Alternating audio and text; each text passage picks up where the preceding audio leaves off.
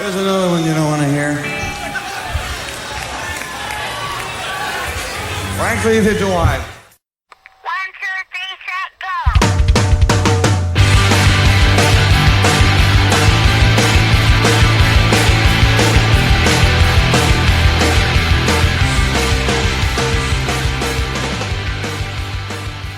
So we're gonna talk all about I guess basically what got us into punk, alternative, whatever you want to call it. And we should probably start with the most important question. And I mean, you got to look inside yourself for a second to really answer this one. But I mean, to start it off, Kyle, are you punk as fuck? Would you say you're punk as fuck, man? Oh man, honestly, like, it's such a weird question to answer because like everyone's got their own definition of punk and like what it is to be punk rock, or like what your lifestyle is compared to like what people think it should be. And I will say, from what I've experienced in my life, I'm punk as fuck. Oh, hell yeah, dude. But, I mean, from an outside perspective, which once again, only one, I don't remember the exact scripture, but only one can really judge thyself on if they're punk as fuck. But from an outside perspective, I would say you are. And oh, well, thank you. Like, I mean, that's a big compliment. And I mean, look, I'm like anyone else. I'm probably my own worst critic, and I'm probably hard on myself. But I guess if I look deep enough, I gotta say I'm probably punk as fuck as well. I mean, I gotta say, like, yeah, like I feel like I'm punk as fuck. And you're right, it's different. It's different for everyone. But I think the reason I know I'm punk as fuck is not the fact that I feel that I'm punk as fuck. I just know that I don't feel like a poser. You know what I mean? So I got to be the opposite. Like, I know that I don't feel like a poser, so it must mean that I'm in fact punk as fuck, and like I feel like we really got to get into that, before we even get into the episode, and people, faithful listeners might have heard you on the top 5 Blink-182 songs. And I mean, if you go back and listen to that, there's like 3 hours worth of evidence that we're both punk as fuck. So, I mean, I don't know, if they don't want to take our word for it, there is audio evidence of it out there. Yeah. But yeah, I mean, I'd say we're both pretty punk as fuck, And it's funny because I like to say maybe like a couple weeks back, maybe close to a month, I remember on Twitter, there was something got said and I made a joke about being a poser. And I've told people this a billion times, is that like everyone's going to be seen as a quote unquote poser because it's like you weren't born doing XYZ, like you had to be like introduced to it somehow. So unless there's some crazy circumstances, like we all like live in like a small bubble of like what a poser could be like viewed as.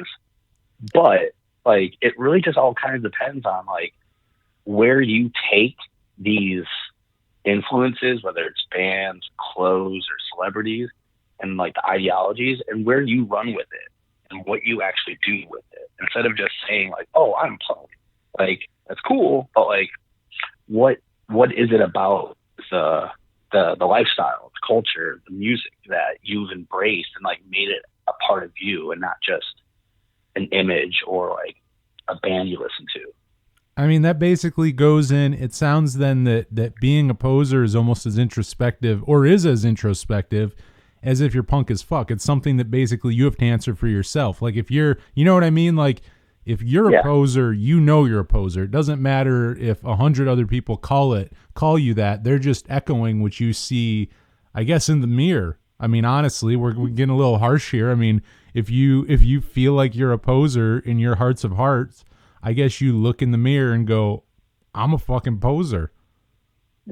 Yeah. But like, again, like doesn't entirely mean it's like a horrible thing, but it all just depends on the crowd you keep and the people you associate yourself with. Because there's going to be a million people out there that, I mean, there'll be people listening to this, and whatever we say, they'll still be like, oh, these guys are posers. They listen to this band or whatever. But in the end, it's kind of what we've embraced as like, you know what, these things make us punk as fuck. And like kind of going against the grain of what people want to think punk is punk in itself. I agree with that. I like that. And it's actually, you know, it is interesting because as much as we're kind of sitting here in a way being smartasses, we're also there's some seriousness in there with it. And it really kind of goes with what I kind of where I wanted to start kind of the whole thing. And you were kind of bringing it there, but like, it really does start with a thing, whether it's a look, an aesthetic, whether it's an ideology, whether it's the music itself. Like, you got to start somewhere, even if you are. Yeah. Even if at the end of the day, both of us are punk as fuck, we weren't born punk as fuck. It's kind of like you said, like, wouldn't you agree? No one's really born punk as fuck. You got to become punk as fuck. It's not something you kind of pick it up and learn it, you know? Yeah, of course. And then like, however you decide to morph that into you and like kind of like bring it out into the world, like that's going to be like a completely different level of like where people see you as like a punk or poser or whatever. And then there's going to be people being like, you know what, that guy, there is something cool about him. There is something different that, whether it's music, whatever, like there's something about that person that like makes them more unique and like off the beaten path. It's just like your stereotypical whatever person. Well, you know, let's get into it then for like you personally, like getting into punk music, with alternative music, whatever you want to call it, because it depends what bands we're talking about. But like, what drew you in at first? Was it the music? Was it the attitude? Was it the look of it? Like, what was the first thing that you would, if you had to think back, what was the first thing that you think drew you in to the whole thing? I think first and foremost, it was probably just like the energy of the music was totally different. Cause I grew up in a family that like everyone listened to this different genre of music and it was so different. My dad was into like the 80s hair metal. My mom was more contemporary rock, and my brothers listened to some punk, but they were starting to trail off once they started becoming like aware of the style into like classic rock and hip hop and rap. So like I kind of got stuck with this genre, kind of like given to me by my brothers as like a hand-me-down. And I remember listening to Operation Ivy in my brother's room and just being like, what is this? Not knowing what the genre was, but the energy is what really drove me into that world. Fuck, that's a and honestly, one of the reasons I wanted to do this episode was because we were talking about doing an episode like this after that Blink-182 episode, and I remember you bringing up Op Ivy as being like your like first band, where I'm like, that is fucking amazing that you started Op Ivy, because I look at it and I go like, to me, there were steps before Op Ivy that I had to take. Like now, I mean, they're amazing. Like they're one of my all-time favorite bands. They're obviously one of the greatest ska punk bands of all time. I mean, just one of the best of all time. But like, it took me a while to get into that, maybe for the reason that you're talking about. Like the thing that held me off, maybe that was the energy of it, that maybe I didn't get it at first. Sounds like that's what originally like drew you in, you know, like not even, it's not even that they're amazing musicians. It's like, it sounds like that kind of brash, like I want to put words in your mouth, but I mean that brash, just kind of in your face, kind of fast, distorted, you know, just attitude of it all. Then it sounds like is what kind of drew you into Op Ivy to begin with. Yeah, absolutely. And like I said, it wasn't like, I wasn't aware that this genre even existed. It was just, I remember sharing a room and my brother had some CDs or cassettes, a mix of both. And I just remember hearing like bands like Operation Ivy and turning into Rancid, Silverchair, Mustard Plug and Social Distortion, Descendants. And these were bands that like my brothers were playing, but the genre and everything of it, like it was just music to me. There was nothing to define it as except for just a different energy of rock. So I didn't really know until I got a little older what I was really listening to. That's really interesting because I was gonna ask what path you would say you went down more after Operation Ivy, because you really can, you can go down basically two ways. I mean, that can go to the way of, well, after that I started listening to, like more ska and things like that, or it could go the other way where it's like, oh, I started listening to like, really like hardcore punk, or like, obviously Rancid, but also going into like even more aggressive shit. But instead it sounds like you landed everywhere then. Like you didn't really go just one way then. You know what I mean? Like you didn't hear Op Ivy and just become like a ska kid or just a punk kid. No. Like up until, for me, sixth grade, like is when I finally kind of found like what kind of music I would start to fall into, because of everything that my family listened to, and like this punk was just like this hand-me-down thing that I didn't really know at the time. So like I would just kind of like find the cassettes and the CDs that my brothers were listening to, and trying to find those songs that kind of drew me in. And it took a while because, they're older brothers, they don't want their baby brother touching their crap. So I was left to my own devices, or just trying to like listen when I can.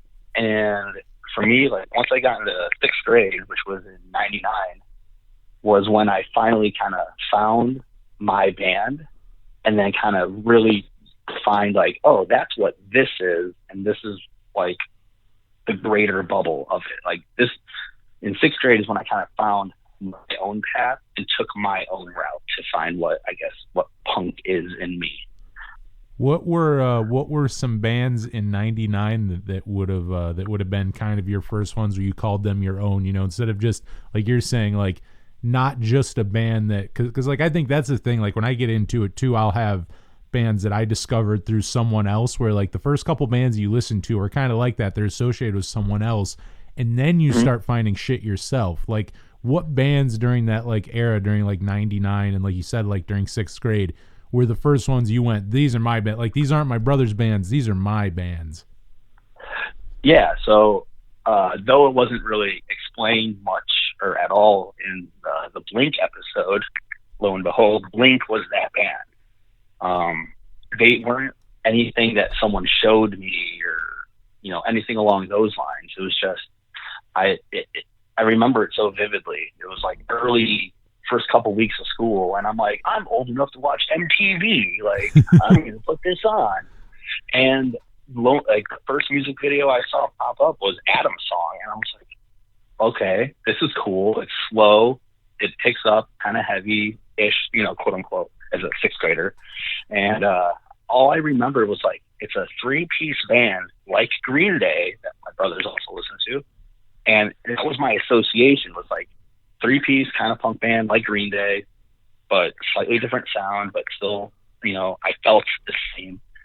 And I was like, this is my band. This is the band no one introduced me to, and I found it on my own. And that was what started the snowball effect for me. So going into like '99 and super early 2000s, it kind of went cliche as far as like what everyone was starting to listen to at that time. Kind of, for me, it was like Newfound Glory, Good Charlotte, Bowling for Soup. But then there was other bands, little trickle in there that were a little off the beaten path for kids that age. No Effects, MXPX, Alkaline Trio, and I would say probably Trio and Blink were like the base foundation for what I eventually became as an adult. No, that's cool. Those are good ones to start with. And I mean, it sounds like then, I mean, is it safe to say, me and our buddy Zach, who also did that Blink episode with us, me and him did a top 5 drive-through releases episode, and we got into it more, but like, is it safe to say for you that you would at that point buy just shit with the drive-through logo on it? Like, were you one of those kinds of people too, where it's like, if that, like, were you in love with it enough like that, where it's like, if you just saw the logo on something, you'd buy it or check it out just because, of that label? Oh, absolutely. My parents were able to give me the money. Oh, hell yeah. Again, this is like the bands I just listed with, the Charlotte Trio, Newfound Glory, No Effects, like those were basically like what carried me through middle school. including like The Offspring, Green Day, and even Red Hot Chili Peppers. Like they kind of cover so many different spectrums of music. That's punk, funk, hip hop, all that stuff. They kind of cover a whole blanket. So including them, there was, I had a core right there in like middle school that like I clinged on to so hard to the point where I was just looking this up because I was trying to find it. There was a 4-song kind of like Green Day Insomniac sampler that my brothers had, and it had Brain Stew and Brain Stew Jaded on it, and then it had Do Da Da, which got released way later on like the Shenanigans release with like all the B-sides and all that stuff. Oh yeah. And there was a good written song. And up until kind of researching some of this stuff, like I found that sampler, found that song, and I haven't listened to that song probably since maybe early high school because I lost a CD or something. And every word and every little hook like came back. Like I never like stopped listening to it, and it was such a great feeling. Oh, I love songs like that. I had one similar not too long ago, basically the same thing where Sum 41, their song on the first Spider-Man soundtrack, the very first one in 2003, It's What We're All About is the song, and I almost want to say, oh, wow. Yeah, like one of the dudes from I think Slayer plays like guitar on it too, but that was like my intro to Sum 41, and I listened to that song.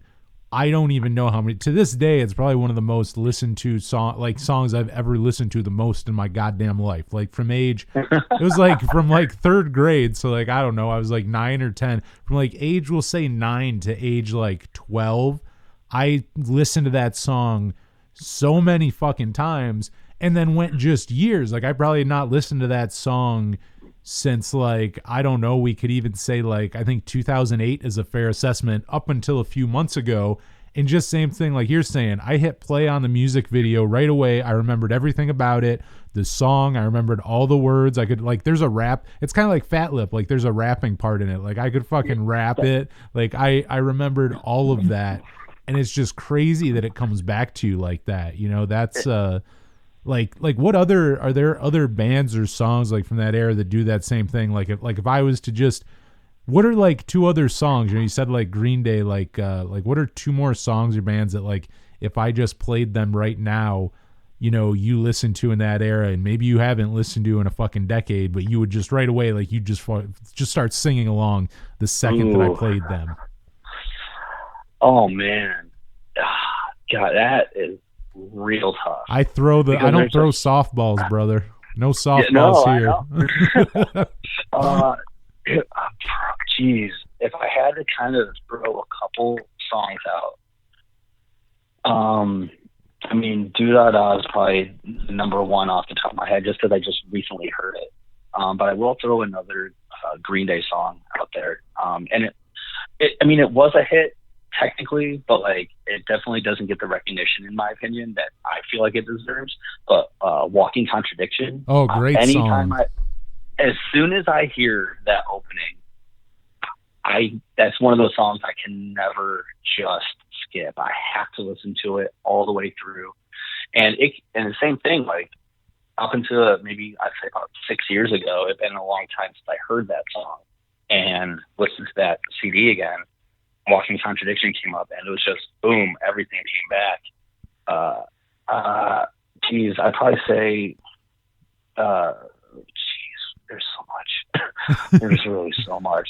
Oddly kind of, again, actually no, it's probably not a hit. It was a Bowling for Soup track, and it was actually not like Girl All the Bad Guys Want, but it was on that same record. That's a great record. Hangover, you're drunk enough to dance. I mean, yeah, that's it. And it was a song called Emily. Oh fuck yeah, man! That was actually a single, but it never got attention. I think everything got eclipsed by "Girl All the Bad Guys Want," but that was technically a single. Okay, I didn't even know that. I think there's a video for it.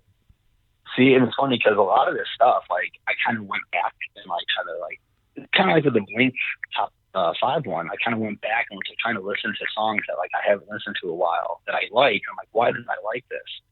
And it's the same thing with this. Like I went back and kind of checked out some bands and songs that I really haven't kind of dabbled in a little while, and it was a great trip down my memory lane for like all these 6th and 8th grade feelings and like thoughts that I had. And again, like back then, it wasn't like there was like a lot of LimeWire happening. I think Napster was the thing, and YouTube didn't exist. So it wasn't like I could just like freely watch these music videos whenever I wanted. So if Emily was an actual like single and maybe they made a video of it, I'm literally just hearing about it now because this stuff wasn't really accessible at that age. So now being a full-blown adult, it's just something that I haven't really thought about.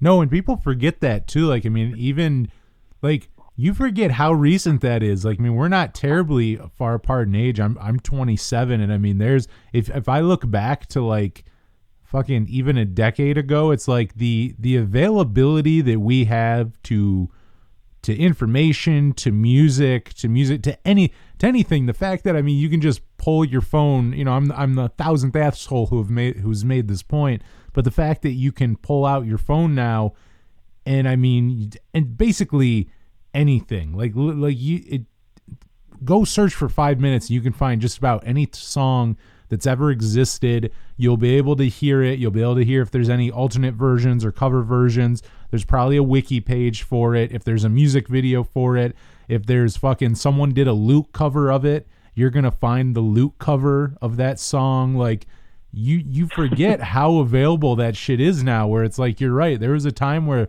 I mean, really, if I look back to like my days of watching Fuse and like, you know, Man. Was Fuse big for you too? That was so big for me in like high school. What years? Let's see if we're talking around same years. Like what years would you say were your prime Fuse watching years? I would have to say it would have been probably maybe 04, 05 to about 08, 09 maybe. Fuck, dude. Yeah, we're right. We're like right in the same wheelhouse. I would say I got Fuse in probably like fall or summer of 2003 or 2004. And yeah, from 04 until about 08, I mean, I can't tell you how many bands like out. I mean, just off the top of my head, first time, not even just, I mean, first time seeing these bands, also hearing them. I mean, first time for Fall Out Boy, for Alkaline Trio, for Hawthorne Heights, for Armor for Sleep, for Bayside, Taking Back Sunday. Like I'm trying to think of more, like Story of the Year, like any band that came out during that era or who had a music video during that era, I was exposed to it from there. And I mean, like you'd see shit too. Like I would, my friends and my cousins and shit would watch like MTV and VH1, and you would see that shit later on there. But it's like Fuse got that shit first. You would see all that on another one, All American Rejects. First time I ever heard and saw them was on Fuse, and that was long before, eventually they became darlings over on like VH1 and MTV, but fucking long before you ever saw them on there. Like I was fucking watching them on Fuse. Like that was just such a huge time. I mean, it's a good fucking example of what you were talking about, like how if you didn't see it like on there, like on MTV or on Fuse or something, you wouldn't know about it. And it's like, really, dude, that wasn't that long. Like, I mean, yes, it wasn't yesterday, but that wasn't particularly, it wasn't the fucking like, we had color TV and shit. Like, I mean, it was around the advent of the iPhone. Like it wasn't so crazy long ago, but really that's the truth. That's how you found music and shit. Like, like I was trying to tell my niece, because like I kind of brought her up a little bit last time, but I was trying to tell her, like, there was a meme type thing that popped up recently about like someone making a joke about like, hey, I'm older than Google, or like, I'm older than YouTube. And I told my niece, like, yeah, when I was your age, like YouTube didn't exist yet, and she's in 8th grade right now. And I was trying to tell her, like, YouTube for me didn't even really start up until like I was a senior in high school.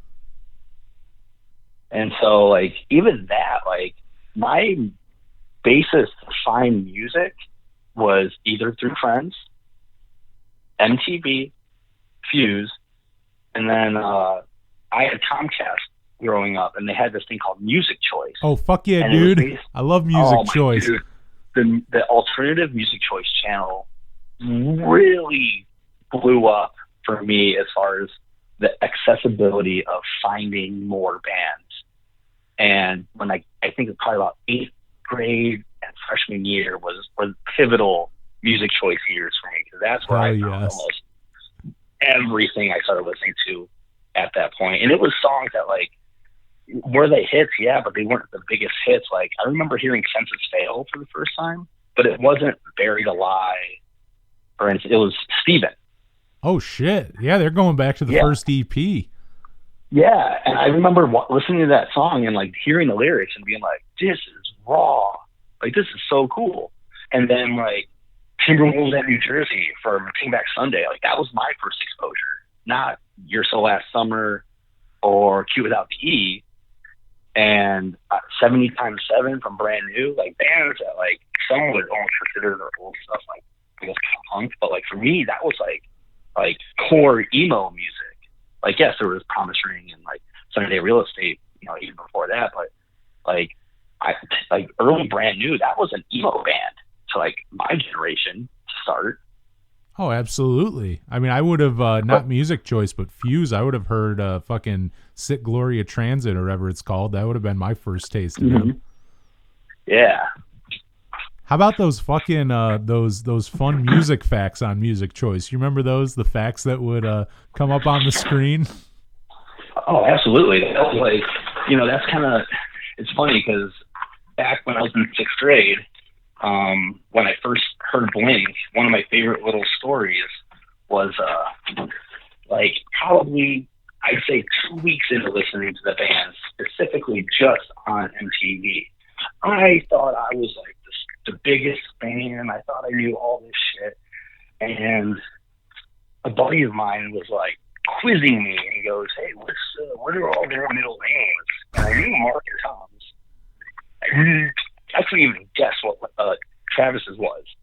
And I only said it because there was a kid in my class named this. And I'm like, his name's Travis Landon Barker. And lo and behold, I found out that was his actual middle name. I was like, I just thought I made that up. Like, this is awesome. So then, like, Music Choice started coming around and giving off all the more facts.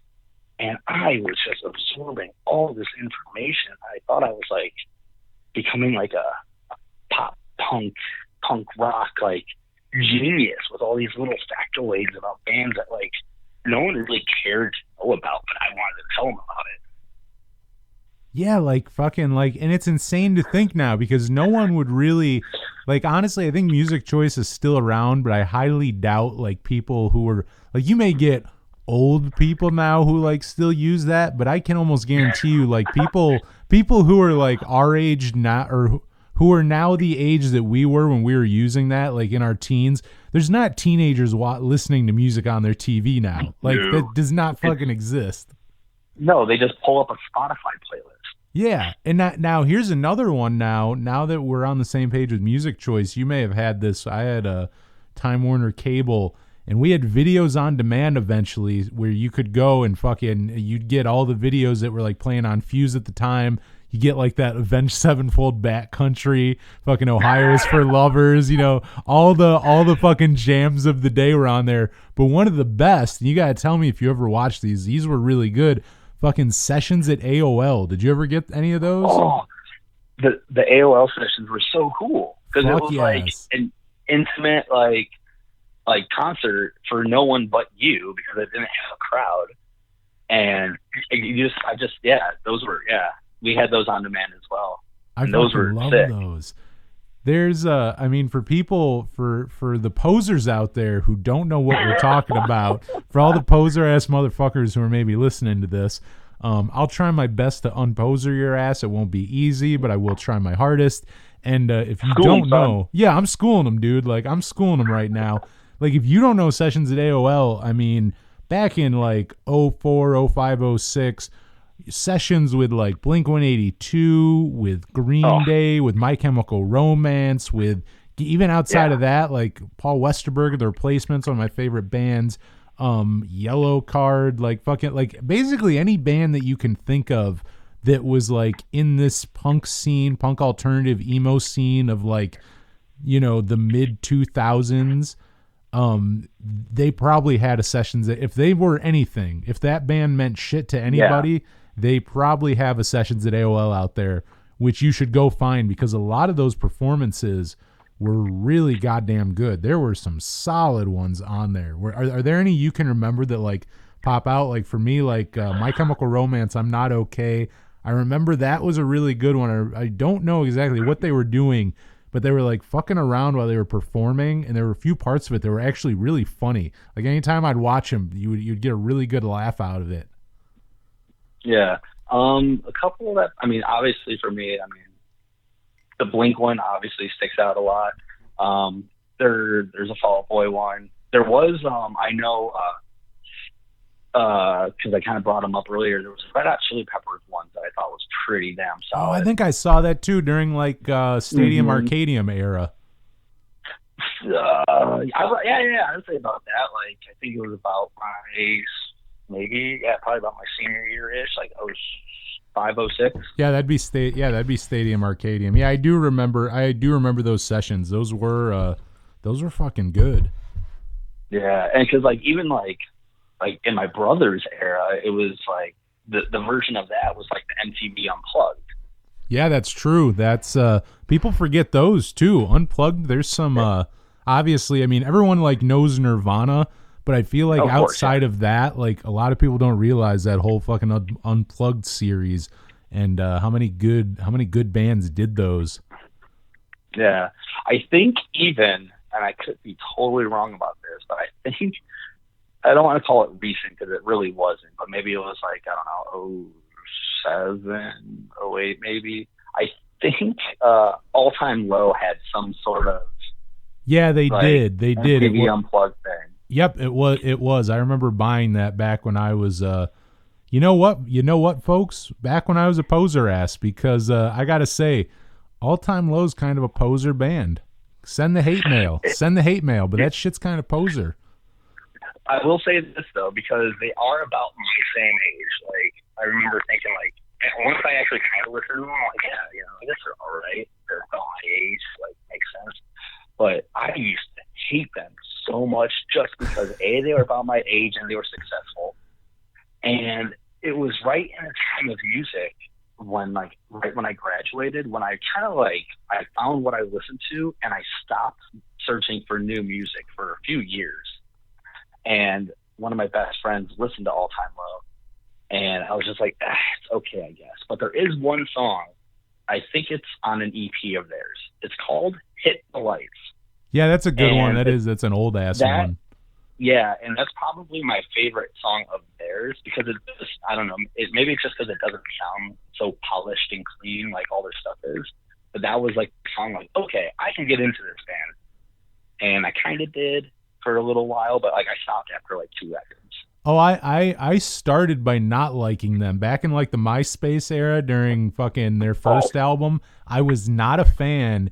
And then during like Nothing Personal, I heard a couple songs. Actually, here, I'll be honest. I think it was because Mark Hoppus was in the Weightless video that I gave them another chance. And I started listening and I'm like, oh, okay, this isn't bad. And I probably listened to them for like 3 or 4 years. I even saw them live once or twice. But honestly, just the last like, I don't know, 5 or 6 years. Like I think somewhere around 2014 was maybe the last time I really ever enjoyed listening to an All Time Low song. And ever since, they're a band that I listen to now, and I've regressed and I now dislike them like I did in like 2007. I've regressed back to that where it's like, I'm just not into like, not even in a way where I'm like, cause like, look there's bands now where like Fall Out Boy, I could give 2 shits about a new Fall Out Boy album. I'm not going to listen to that, but I will still go listen to Take This to Your Grave. Like that isn't ruined for me. Whereas All Time Low, and like with All Time Low, I don't do that. It's like I don't go back and listen to those old albums.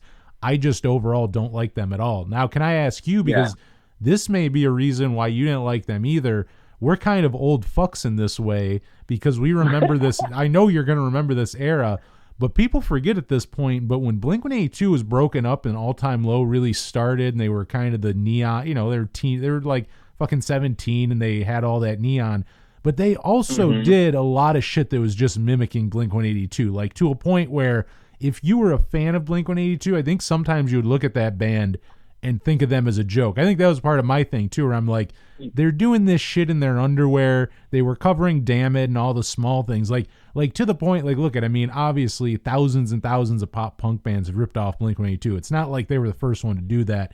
But I feel like they did it so on the nose and that they were being successful too, that I think part of that rubbed me the wrong way. Like do you feel like that played a role for you at all? Because nowadays, obviously, it's not like that. But back then, before they really had an identity, where now they have their own identity, they're their own band. I think there was a time where I disliked them because they really were just fucking Blink-182 light. Yeah, that's a totally fair assumption. Because, yeah, like once Blink split, like I remember like that day, like crying in the fucking hallway at school, like being like a wreck because my favorite band was no longer a band anymore. And that probably was maybe the reason why I kind of had like a music hiatus for a while, because there was just no one that could do that for me anymore after they split. You know, Angels and Airwaves came up and kind of did that for me in a different point in my life, but with All Time Low, it was just like they popped up out of nowhere, and like I guess it was also like they covered Blink. They used to be a Blink cover band, I found out, which I didn't know. Oh, but, yeah, you're right. They were. I forgot about that. They did the whole they did the whole underwear thing, and like even like their hair, like I thought was stupid, and and I remember I guess this was like the little sad boy emo Kyle, like in high school later on, was like, why do all these like girls think these guys are like so, you know, it's like they're all super skinny and like weird looking, weird hair. And I'm like, I was like a two-sport athlete all through high school, like kind of emo hair, but I was buff, and I'm like, oh man, I'm the best of both worlds, and no one wanted shit with me. So I'm like, damn these skinny All Time Low, I don't know, these neon motherfuckers. Yeah. Glamour kills wearing fucking bitch ass motherfuckers. Yeah, and I remember like there was bands I totally passed up on, like May was getting big right around that time, big-ish. June, there was a couple other bands of like that kind of like the Rocket Summer, like, just weird kind of poppy. I don't know, poppy rock fans. That, it was like, the neon era. It was the, yeah, it was. It just rubbed me the wrong way, and I just hated, like, I almost hated pop punk music just because of that scene that came out of Blink's like breakup. Oh, I think a lot of that music, there was really the dark ages. The reason why I think pop punk got so big again in like the early 2010s with like, you know, Man Overboard and the Wonder Years and Handguns and Transit and The Story So Far and all those different bands, was it kind of, you know, all those bands gave a resurgence, which in my opinion, by like 2015, 2016, it was all fucking pushed in the ground once again, just like had happened the decade prior. But it's the same thing. Like pop punk was so vibrant in the early 2000s with Drive Thru Records and Blink-182 and all those bands coming out, you know, and Green Day having a resurgence, and, you know, just a lot of bands doing a lot of good. And then, yeah, by the time they broke up, if you look at the second half of the early 2000s, Blink-182's gone. Pop punk is a lot more poppy than it is punk, and it's neon as fuck and weird. Everyone has weird fucking hair. Everyone has weird fucking tight pants and a purple shirt with a fucking pig on it. Shirts yeah, dumbass. That shit that makes no sense. Stars, ninjas. Dude, you're pulling the words out of my mouth. I'm literally about to say like fucking a gorilla with like neon glasses on, like fucking Godzilla riding a whale, like in some fucking terrible bright color. Like, I mean, really super yellow or pink. Yeah, fuck yes, dude. I mean, like the best way to put it is Metro Station toured with pop punk bands at that time. Like Metro Station fit in with what was going on. I was about to say, are you puking on that? Are you dry heaving, dude? Which I'll even full disclosure, I owned that album and I think I still own that album. No. I've not listened to it in years, dude. I will call my shit out. I will call myself out. But that is still showing that era, that's what was coming out. Like that was what, and then same with like Drive Thru Records. Look at what Drive Thru Records was putting out by 2006, 2007 was not what was like they're my favorite label of all time. But even I admit it's like, dude, their output in 2006 versus 2003 are night and fucking day. Like they are not the same. Yeah. Like, I mean, the very last band that Drive Thru released anything from up until the Stellar Life in like 2011, but like their first run, like their last release was like Secret Dino Club, which I'm not gonna, I mean, I know I'm already talking shit on here and I don't want to talk shit too much, but it's like, if you don't know what that is, go look it up, and just even from a picture, you can get a good idea of what it is. And there's a time and place for that. Same with Metro Station. I'm not going to tell you it's the worst thing in the world, but it's not pop punk, and the fact that that's what it became was a really bad fucking thing. The other thing, actually, and I didn't think about it now, I was thinking about this way earlier in the day when I was getting ready for this, and you've kind of brought it out of me, but I would almost put blame on, if we go a little earlier than that, you got to remember there was that time where a lot of like fucking dudes from like, there's literally like multiple ones, like dudes who are in boy bands who branched out, did their solo career, and they were like edgy and like punk and pop punk when it really, you know what I mean? It wasn't. Like the dude had on eyeliner and like fucking frosted tips or some bullshit and started wearing like black clothes. Yeah, like fucking oh, what's the one? There's a few of them, but I think, is it Ashley Parker Angel? I think's one of them that I remember. And wow. Yeah, dude, he was in a boy band. I can't remember what one, but like, he was. I think he was in a band called O-Town. Correctly. Yes, I think you're right, dude. Which I'll even backtrack a little bit more and say a big dark period for me was in the era that I found Blink in 6th grade. Boy bands took over the fucking world. So I will fully admit here that I listened to NSYNC. I listened to Backstreet Boys. I listened to these boy bands because that was what was available to me, you know? Say it. Well, no, I was just going to ask if you think it's fly when the boys stop by for the summer. Oh man, I'll say this: I did like girls that wore Abercrombie and Fitch, but oh hell yeah, dude! I lived on the poor side of like my school's district. I couldn't bag one of those girls if I tried. Oh hell yeah, dude! Damn, I'm here wearing like super baggy like shorts that can be turned into pants with a zipper at the knee. Wait, are we talking present day, or are we talking back in the? Are we talking 99 to 2020? Wait, did they stop making those? I've been wearing them this whole time.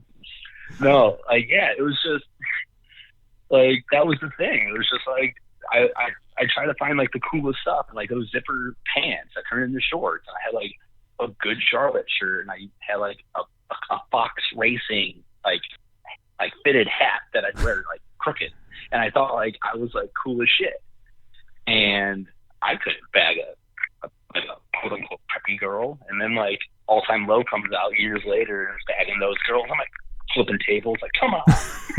Well, that I think that is the other thing too, is like I think part of it is pop punk kind of became that, whereas if you look at the dudes like who were writing who were basically, I mean, who were the pop punk bands of like the late 90s, early 2000s, I feel like a lot of them were a lot more relatable in a lot of ways and were just kind of down to earth dudes, where later on they were kind of like, I mean, for lack of a better term, I guess, pretty boys. And not even just that, but it became more of an aesthetic. Like sure, you always had, like a Dickies, your Dickies pants, your Hurley shirt. Like obviously that wasn't new, but I don't think you had so much the thing of like straightening your hair, how much eyeliner you were wearing, or like if you're fucking like Converse, where like were you wearing the right high tops, or your pants tight enough, like shit like that. It just became more of that, and more of same with like we were talking about earlier with the merch, basically a contest to see who could make the stupidest looking fucking merch. Like it became truly like that was the thing. It's like we could spend time writing good songs, or we could spend that time trying to come up with the dumbest designs that we can think of. Like how else? Yeah. How can we incorporate another cat with neon glasses and a dinosaur riding a skateboard? Like, how do we incorporate that In space. into this? Yeah, in space, into this T-shirt. Like, it became, I think, a lot more of that. And the other thing, too, which I always say, is part of it is I feel like it lost the punk part, because when you look at bands who came out around the era of Blink-182, Blink-182 were listening to all those earlier bands who were less poppy than them, like Descendants, like Gorilla Biscuits, like the Ramones, like fucking, the Damned, like Screeching Weasel, like Bad Religion, like all these bands were obviously heavier than them. So, what Blink-182 did with that is they took that punk influence of bands who were actually punk, and they added melody to it, and that's what made it pop punk. Now, what happens after that is you get people who, around the time of like All Time Low and whatnot, and I won't even say them because who knows, maybe I'm fucking putting words in their mouth and those dudes are huge fans of like Crass and Fugazi. Like, I don't know. But, who knows? yeah, like maybe they're huge fucking Crass fans. But like my theory of it is by 2008, there's a lot of people who are getting into pop punk, and the oldest pop punk they're getting into is Blink-182. You know what I mean? Like they're now their reference is poppy as can be. It's been diluted. You know what I mean? Like you take take that original sound that Blink-182 built off of, but now you have bands who have no clue about those bands that made Blink-182 what they were. They don't know who the fuck Screeching Weasel is. They don't know who All is. Like they don't know who the Misfits are. Like they don't know that shit. And they're basing, they know the logo though. Yeah, they know the logo. Yeah, their poser asses are wearing the shirts. But it's like, yeah, like and look at, these are some of my favorite bands, but if your reference for punk is Drive Through Records, like there's a problem there. You know and I'm saying that they're my favorite label of all time. But if you think that that's all there is and that's what you're going off of, you're missing a lot of elements of what makes pop punk. When you stop the train at a particular stop and you don't go any further than that, you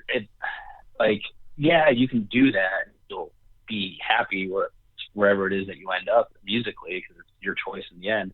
But like, it's almost, I'm not saying you have to, but I heavily encourage to go back and listen to those bands that influenced your favorite band and see what really made them them. Because like, I'll say this, like Blink's my favorite band, and it took me years to like kind of go back and like really actually listen to the Descendants, because like my brothers listened to them. Again, I didn't really recall this, but like my brothers had CDs, and I remember listening to All. Like this is a huge one for me, because I listened to them, and I come to find out that my guitar playing and like the way I write riffs isn't Blink style. It's fucking All.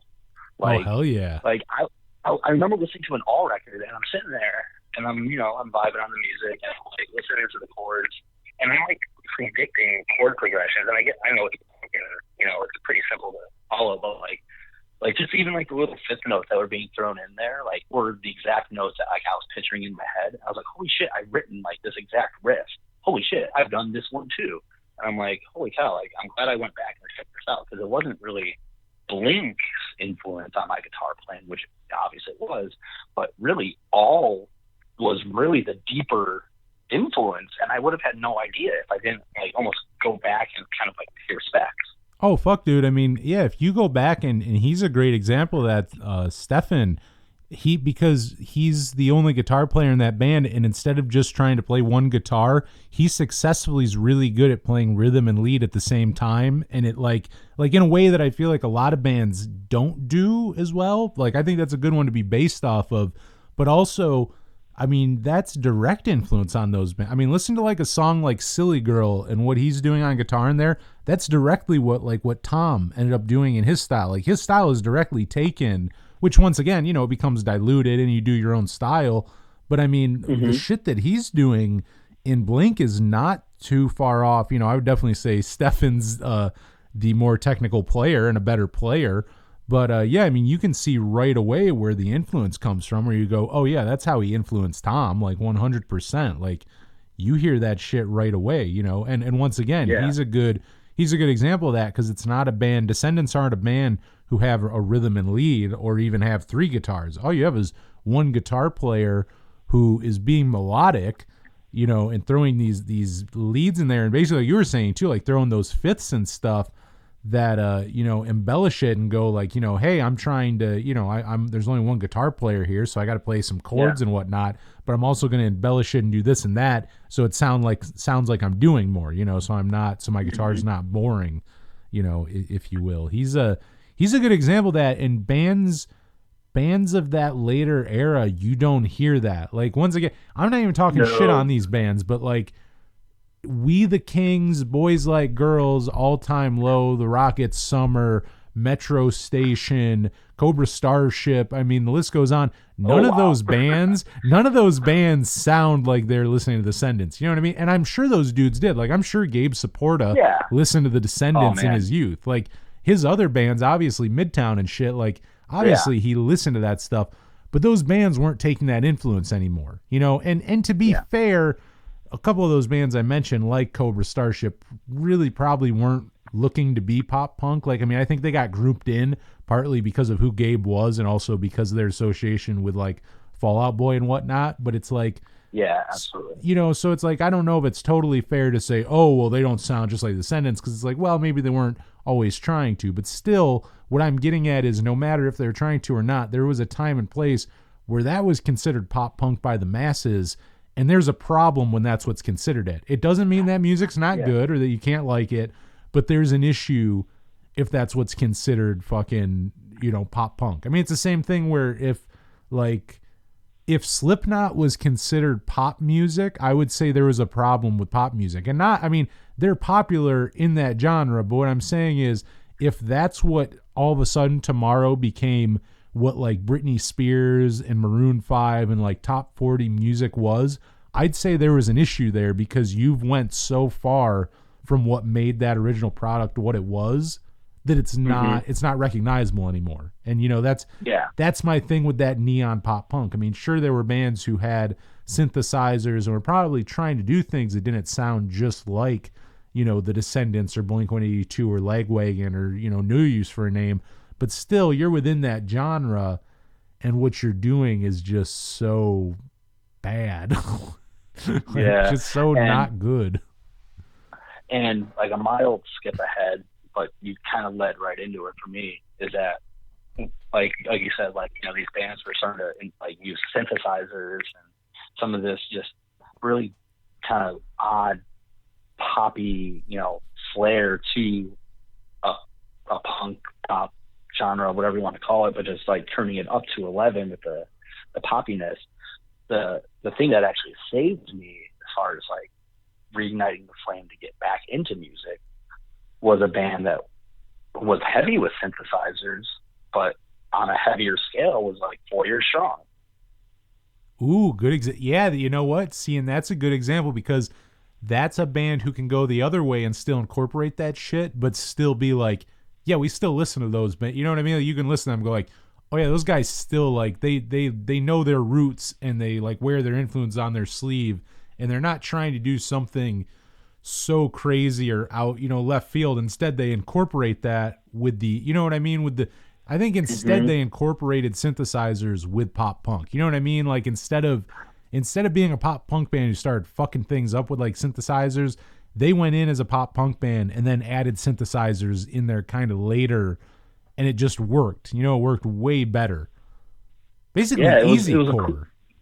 And that's almost like what kind of ends like my core of like music, as far as like where I kind of, once I landed where I landed with Blink and the early pop punk stuff, like where I kind of like almost cut myself off officially, because I kind of found almost the entire window of music that I want to stay within, and like kind of era wise and style, it kind of ended with kind of the easy core, heavy pop punk scene, because it gave me kind of like that feeling from first hearing Operation Ivy. It was a different energy that I was, not used to in the genre anymore. It was heavy and breakdowny, but still light and like pop punky in portions. And I remember in like 08, 09, like I remember, because now at this point YouTube was kind of up and running and kind of doing its thing. I remember just searching easy core, like pop punk breakdowns 2009, and it'd just be a compilation of just breakdowns from like bands in that genre. And I remember finding so many bands off of those like breakdown compilation videos. It was nuts. That's rad. Like and look at it, like I'll be honest, I never got totally into easycore. I mean, obviously Newfound Glory there for a while. What they were doing was considered easycore, and some really good stuff at that. 4 Years Strong, early Wonder Years, I guess some of that would be, because it kind of goes to the same thing where like easycore really was pop punk basically. It was just called something else there for a while. Like, I mean, yeah, I remember in the early MySpace days when like those bands were coming up, they called it happy hardcore and beardcore. yeah. And the easycore thing was kind of like maybe its third or fourth like kind of genre name. But I remember seeing it on like Pure Volume and MySpace as happy hardcore. And I'm like, that's fucking cool. You know what's odd though too, and I never really thought about this, but how divided the scene was at that point, because basically you had two things going on, easycore and neon pop punk, which were both kind of under the same genre, under the same roof of, pop punk, but you had them at such, like, think about what was going on at that time. There was no happy medium. Bands were either really neon and poppy as could be and like, so synth heavy, but then there was the other end of it, which was still synth heavy, but the drummers had, were using double bass pedals. Like there's breakdowns. They're playing in like drop D and, other fucking insane drop tunings and stuff. Like it's so weird if you think about the disconnect of, you could look at one band of that extreme of, I'll use Metro Station again. Use Metro Station, which a lot of people would consider pop punk, and then go look at A Day to Remember, which at the same time, while under easycore, is still a pop punk band. And once again, touring, both those bands are touring Warped Tour. Both those bands were touring with pop punk bands. Like, isn't that crazy, the extremes that things were at the time? Like, when you think about it, there weren't really a happy medium at the time. No, because like I remember so kind of pedaling back for a split second. I remember finding bands.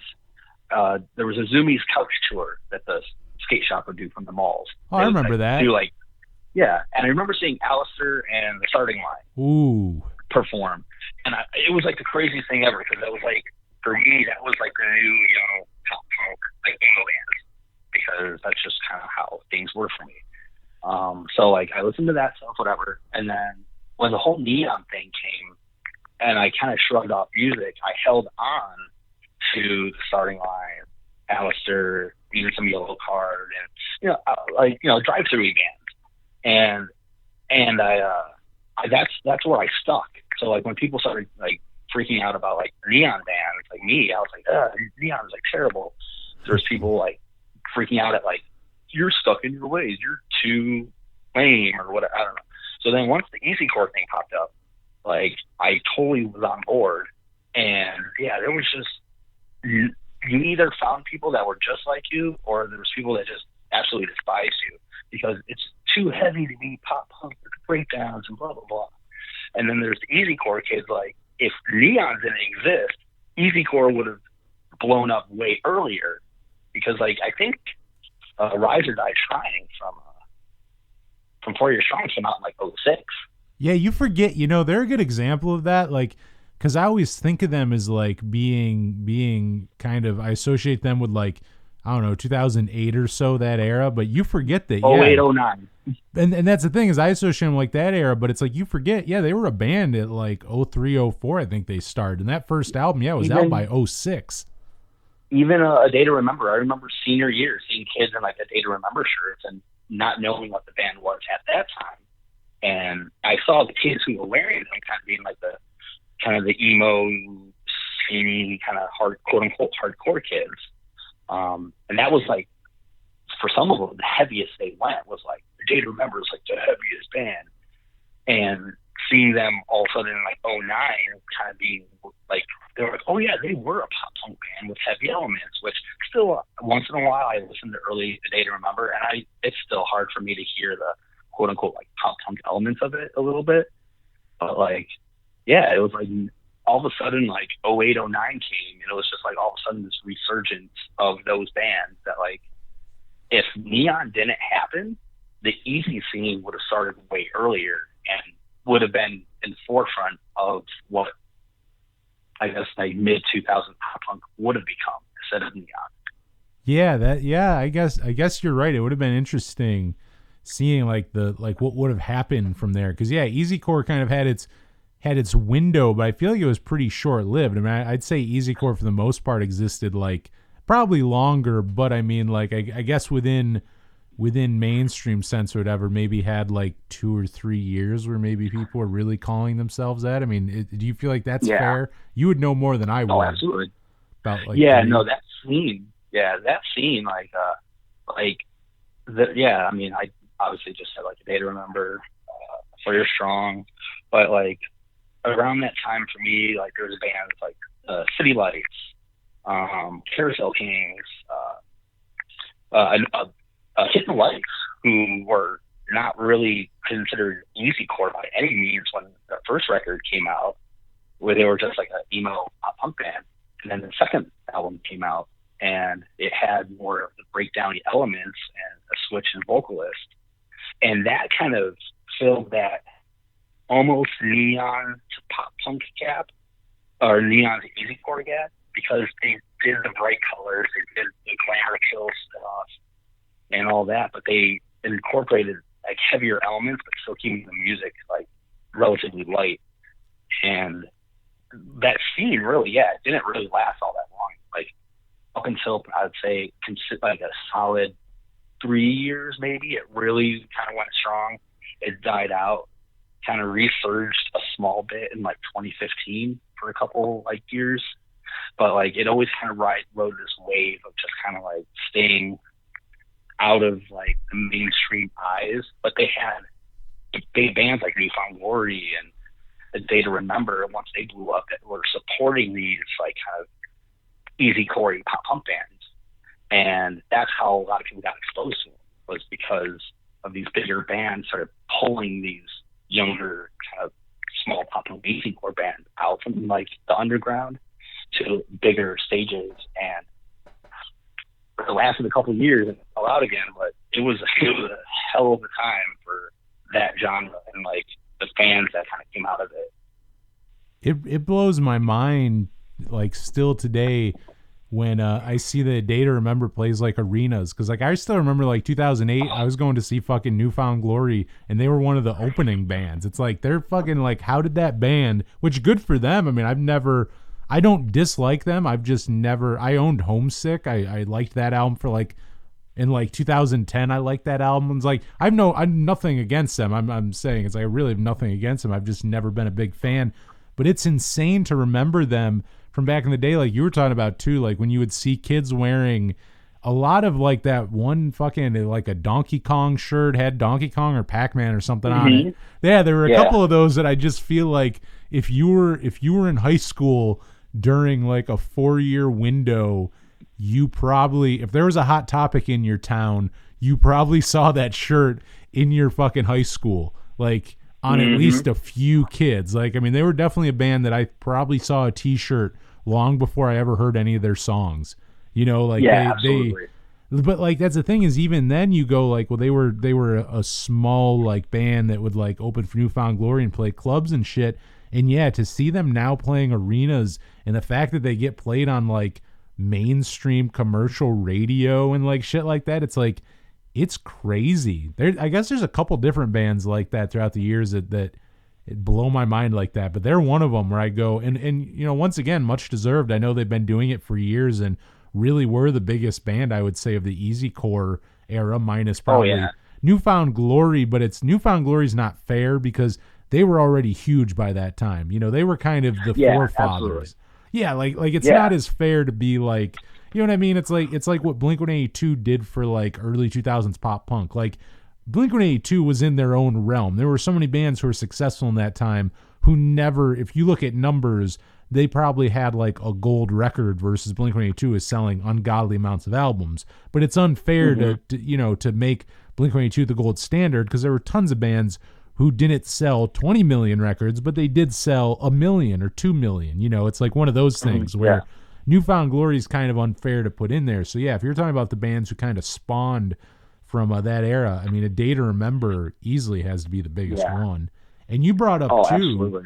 you brought up Hit the Lights, and they're one that I kind of forgot about in the sense of they deserve some credit because they exist in a really weird spot because you're right, they existed in the neon era, but they also, that first album and shit came out early 2000s. Like they have a release that they did from Ohio with Love that they did with Hawthorne Heights when Hawthorne Heights was still a day in the life, and that's like 2002 we're talking. So I mean, they existed in the realm of Drive-Thru Records and the burst of Blink-182 and all those bands, but then they also existed during the era of neon and the breakdown and things like that. And then afterwards too, that whole really post, because you look at like Invicta and what they did like on there, totally different from like the neon pop punk and like a band who I mean, I've always been a fan of, but yeah, I kind of slipped my mind as we were talking about earlier. Like if you want to talk about a happy medium, they kind of existed somewhere in there, where at times they were extremely maybe on the neon side, but they also had a heavy side to them, and they also could just write a good pop punk song, like I think... like, oh, sorry. Oh no, dude. Oh no, sorry, dude. Go ahead. I was letting you talk, dog. Oh no. Like, so like that first that full length from Hit the Lights, that was it? This is not a stick up or something. Yeah, don't make it a murder. It's a long ass title. Don't make it a murder. Yeah. Yeah, I always forget I know murder's in the second part. I always forget what it is though. But like that first album was so solid and like front to back. That's like one of those records for me where I can pretty much listen to front to back without skipping a song. But yeah, like that like record was out before the neon scene. And so for me, like I remember first hearing that record along the same times as I was getting into like the Starting Line and Alistair and like some of the Drive-Thru bands, and they were just kind of there and they kind of existed with also like bands like, for me, like Taking Back Sunday and Brand New. Like we're Taking Back Sunday and Brand New, we're more leaning on like the actual quote unquote emo side of the music, and Alistair and the Starting Line were more on the pop punk side of that. And even then, like they filled like that happy medium between those two genres, and they were almost like chameleons in the scene where they always like whatever was hot at that moment, they could just morph themselves to accommodate the style of the genre that was in at that time. And to their credit too, I think you're right in that they did that, but at the same time, I think they also did it very well where it was never felt disingenuous. It never felt like they were doing a cookie cutter version of what was going on. They were doing the best. Like if we're talking about like, including that, like we're talking like neon era pop punk, one of the best albums is probably Skip School Start Fights. I mean, like they did that very well. Before that with the first record, I mean, the kind of emo / pop punk of that era where it was kind of turning and you had more of the Senses Fail, Hawthorne Heights kind of scream, a little bit of screaming and stuff in there, and I mean also the Starting Line a little aggressive on some of that. And like they did all those eras well, but they would evolve with what was going on, but not in a way where like, there's some bands where it's like, all right, we're remembered for this, but now we're in a pigeonhole because this isn't popular anymore. So now we're going to try to like we were pop punk and now we're EDM or something. And a lot of times that fucking like actually a good example of that, of where it doesn't work. Like I don't know if you're a big Reliant K fan, but they put out Collapsible Lung, it was called, in like, I don't know, 2013 or 14, and it sounded like a pop record of that era. Like think of what was popular in pop music in like 2013, 2014, kind of like fun And I mean, even just that yeah. shitty like Americana and like even a little Mumford and Sons and shit. And Yeah, like, I was just thinking Mumford and Sons. yeah, like that kind of fucking shit. And it's like, it was an album that Reliant K made that kind of sounded like all that, was kind of synth poppy at times.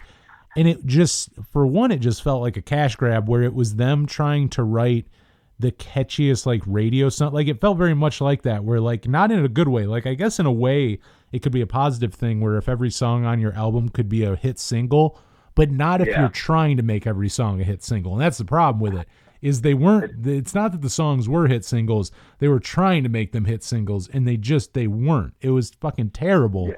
And, you know, like that's an example where it's like someone just, you know, I just feel like they pulled out of their ass, like, you know, at the time, like, oh, we don't want to play like, you know, Sadie Hawkins dance or this kind of pop punk.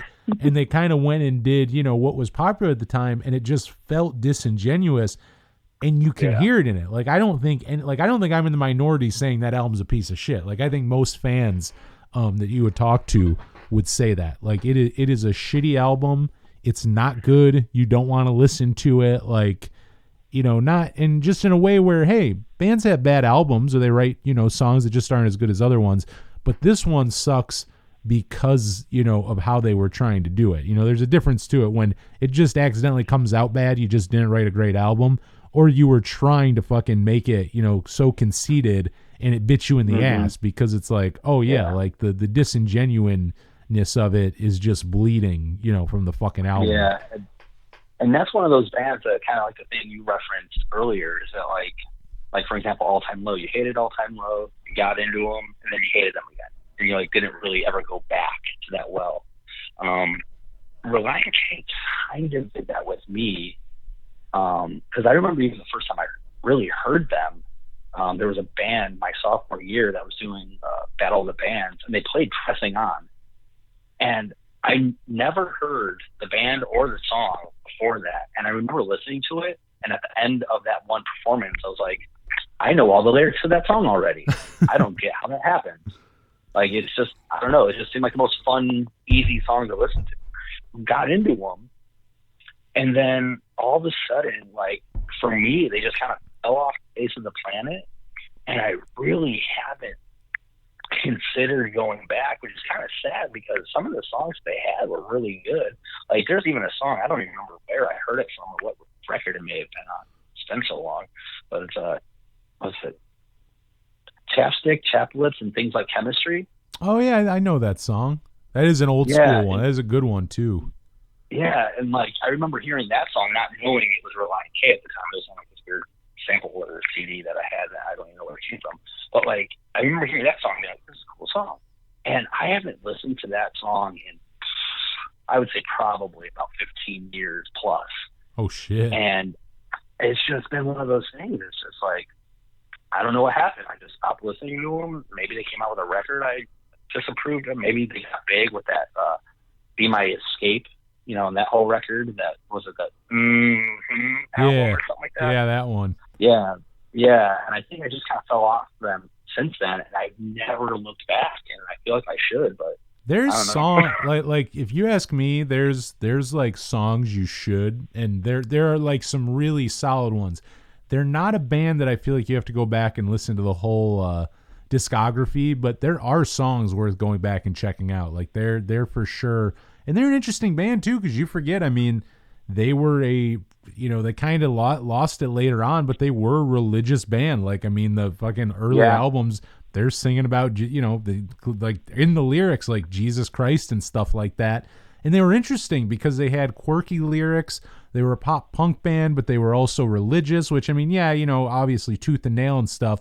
But still, when you you know, I feel like when you're in a genre like pop punk that's so juvenile and whatnot, you know, having something subject matter that obviously is more serious, like religion and whatnot, you know, is you know, kind of an anomaly in a lot of ways. And it's like I think they were unique in that, you know, they same with that, where like, look at, I'm the furthest from someone religious you can probably find, but they're still getting me to sing along about a fucking song about God. You know what I mean? Like, oh yeah, like that's successful. It's the same with MXPX, like the early stuff where it's like, that's good. If you're getting somebody who doesn't believe what you're saying, doesn't, and even if not even less of if I'm disagreeing, more of I just don't really know, you know what I mean? Like I'm just ignorant to what you're singing about.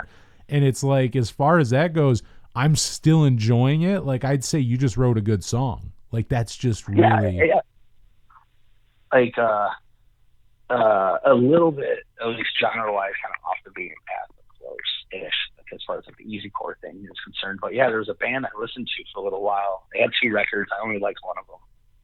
I only really listened to one of them. They're called These Hearts, and they were like a really kind of heavy, like metalcore, easy core with pop punk blend. And they were like a super like Christian band from like the Sunbelt states, like Oklahoma or something weird. And I remember they had a song, no joke. Didn't even, I knew all the words to it. Never made sense. I never put it together. It was like an anti-abortion song. Oh shit. And yeah, and I knew the words and I was into it. And someone was like, "What are you singing?" I'm like, "Oh, it's this band I've been listening to." And they're like, "What the hell are these lyrics?" And like, it never dawned on me what I was really singing. It's just like the music was cool, like the style was different for what I listened to a little bit. And I went back and I read the lyrics. I'm like, oh my God, I've actually been saying those words, and I had no idea what I actually meant. It felt really bad. Yeah, but like, see, that's a good, like, once again, that's to the credit of that band. It's like the fact that you were into it without, you know what I mean? Like without it, because there's obviously going to be people who like it because of the subject matter, but to be able to go the other way and have people like it in spite of, or just not even in spite of, just the fact, like you said, that you didn't even know just means that it's a good fucking song, you know? Yeah. And like, I went back and like, even like, I double checked like some of the other songs on that record, and yeah, some of them have like, you know, religious undertones to it, but like, it wasn't like exclusive, like super in your face. Like they about the word God or Jesus here and there, but it wasn't like a super preachy song. Like some of the songs they had was just about being stuck on the road while being on tour, and you know, wanting to see your friends and family and stuff like that. And like, you know, just basic kind of like your run of the mill kind of pop punk, you know, lyrics, I guess, or whatever. And yeah, it was just that song just happened to musically stick out to me, and without really thinking what the lyrics were, like, even though I knew them, I didn't comprehend them. Yeah, that definitely happens. And I don't know if there's, I guess there probably are some, but like I don't even feel like there's, if there aren't many, but like I feel like there was a time where there were more religious pop punk bands or easycore bands. I don't really know that there's many out there now. Like I can't think of any. Like modern day. If there are, I mean, I'm sure there are. They're probably just either not as vocal about it, because you got to think back in like those times too, like in those like mid like 2000s to like 2010s, like the bands that were doing like the Warped Tour scene, like a lot of them, like bands like Under Oath and stuff like that, they were holding like, you know, church, like almost like masses, like on tour, and they were super vocal about being religious, punk, hardcore, Christian, whatever bands. And it's like nowadays the bands, if they are, they're not as vocal about it, because they'll like put them into like a space that they don't want to be like stuck into. Oh, I totally. think like Reliant K ended up, I think did Reliant K do that? Like they said they were Christian, this and that, and then they kind of stopped bringing it up of sorts. So they kind of I think they're a lot like MXPX, where I mean they kind of, that's what it was. Yeah, like as time went on, they don't like present day. Like if you listen to an MXPX album, I don't think they've made a mention of God in like 20 years at this point. You know, like that kind of thing. Where it's like after a while, it's like which I think those dudes have even changed their views. I don't think they're like staunch atheists or anything like that. But, you know, I think they have kind of changed their views on organized religion and shit, and have kind of like, you know, not that I think they ever said anything in their lyrics where like, you know, it's regrettable and they have to go back and like go, well, we don't really mean this anymore. But, yeah, I mean, they're definitely not writing songs about like Jesus anymore. You know, I think, I think you're right too, is I'm sure there's people with religious ideals and stuff in those bands, but yeah, you're probably not as vocal about it.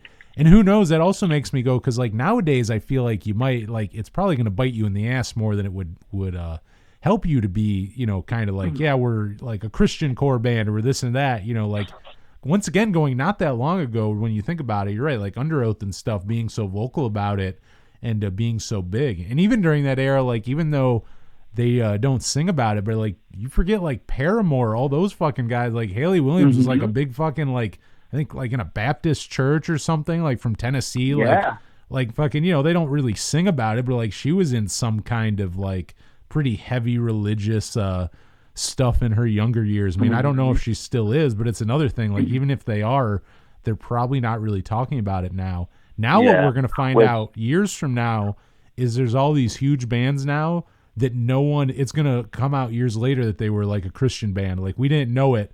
But like all these songs, like we thought we were talking about, like we were singing about like fucking burning a goat or something, and it turns out we're singing about Jesus. Like we find out years later, like motherfuckers, I had all of you singing about God and you didn't even know it. Yeah. Which it's actually funny that we're on this kind of subject because with the punk and where we're at currently at this very moment, one of the coolest, and I said this before to my friends, one of the most punk things I've ever seen in my life was, okay, so on Fuse TV for I think maybe 2 or 3 years, they had a show called Warped. Do you remember this? Where they would like follow members that were in bands on Warped Tour, and they would just kind of like follow them was on this tour. later? Was this like 6 or 7 years ago? Like this wasn't like 06, right? This was like that. No, this was like I would say. Maybe like I'll say like 07 to maybe 09ish. Oh shit! You know what? Maybe. To be honest, Maybe. I don't know. Oh wait, no. Yeah, like where there was like during the summer they'd do it. Like they'd interview bands and then they'd start playing like music videos from like the bands who were on Warped Tour that year and shit like that. Kind of, yeah. They actually like I think it might have spawned from that originally. It was they just would follow members of bands and just kind of follow them across the tour. Sometimes it'd be like a security guard that they'd showcase for, you know, the season. Or so where I'm getting at was on one of the seasons they followed Fat Mike. Oh yes, I have seen this. Yeah, when he goes to the church, the Under Oath. He goes to the Bible study, like, and completely just, you know, he hangs out and he listens and he says a few things. And I swear one of the most punk things that he said, and the way they edit it, at least on TV, made, I hate to say this, but made the Bible study people look kind of dumb. No, I agree with that. I know exactly what you're talking about, and they really did. And he was just like, well, like, I think I'm a good person. Do you think you're a good person? And these Bible study band guys are like, no, I'm a terrible person for, you know, I've said some mean things. He's like, yeah, maybe you said some mean things, but do you think you're like a genuine good person? I think you are. I think I am.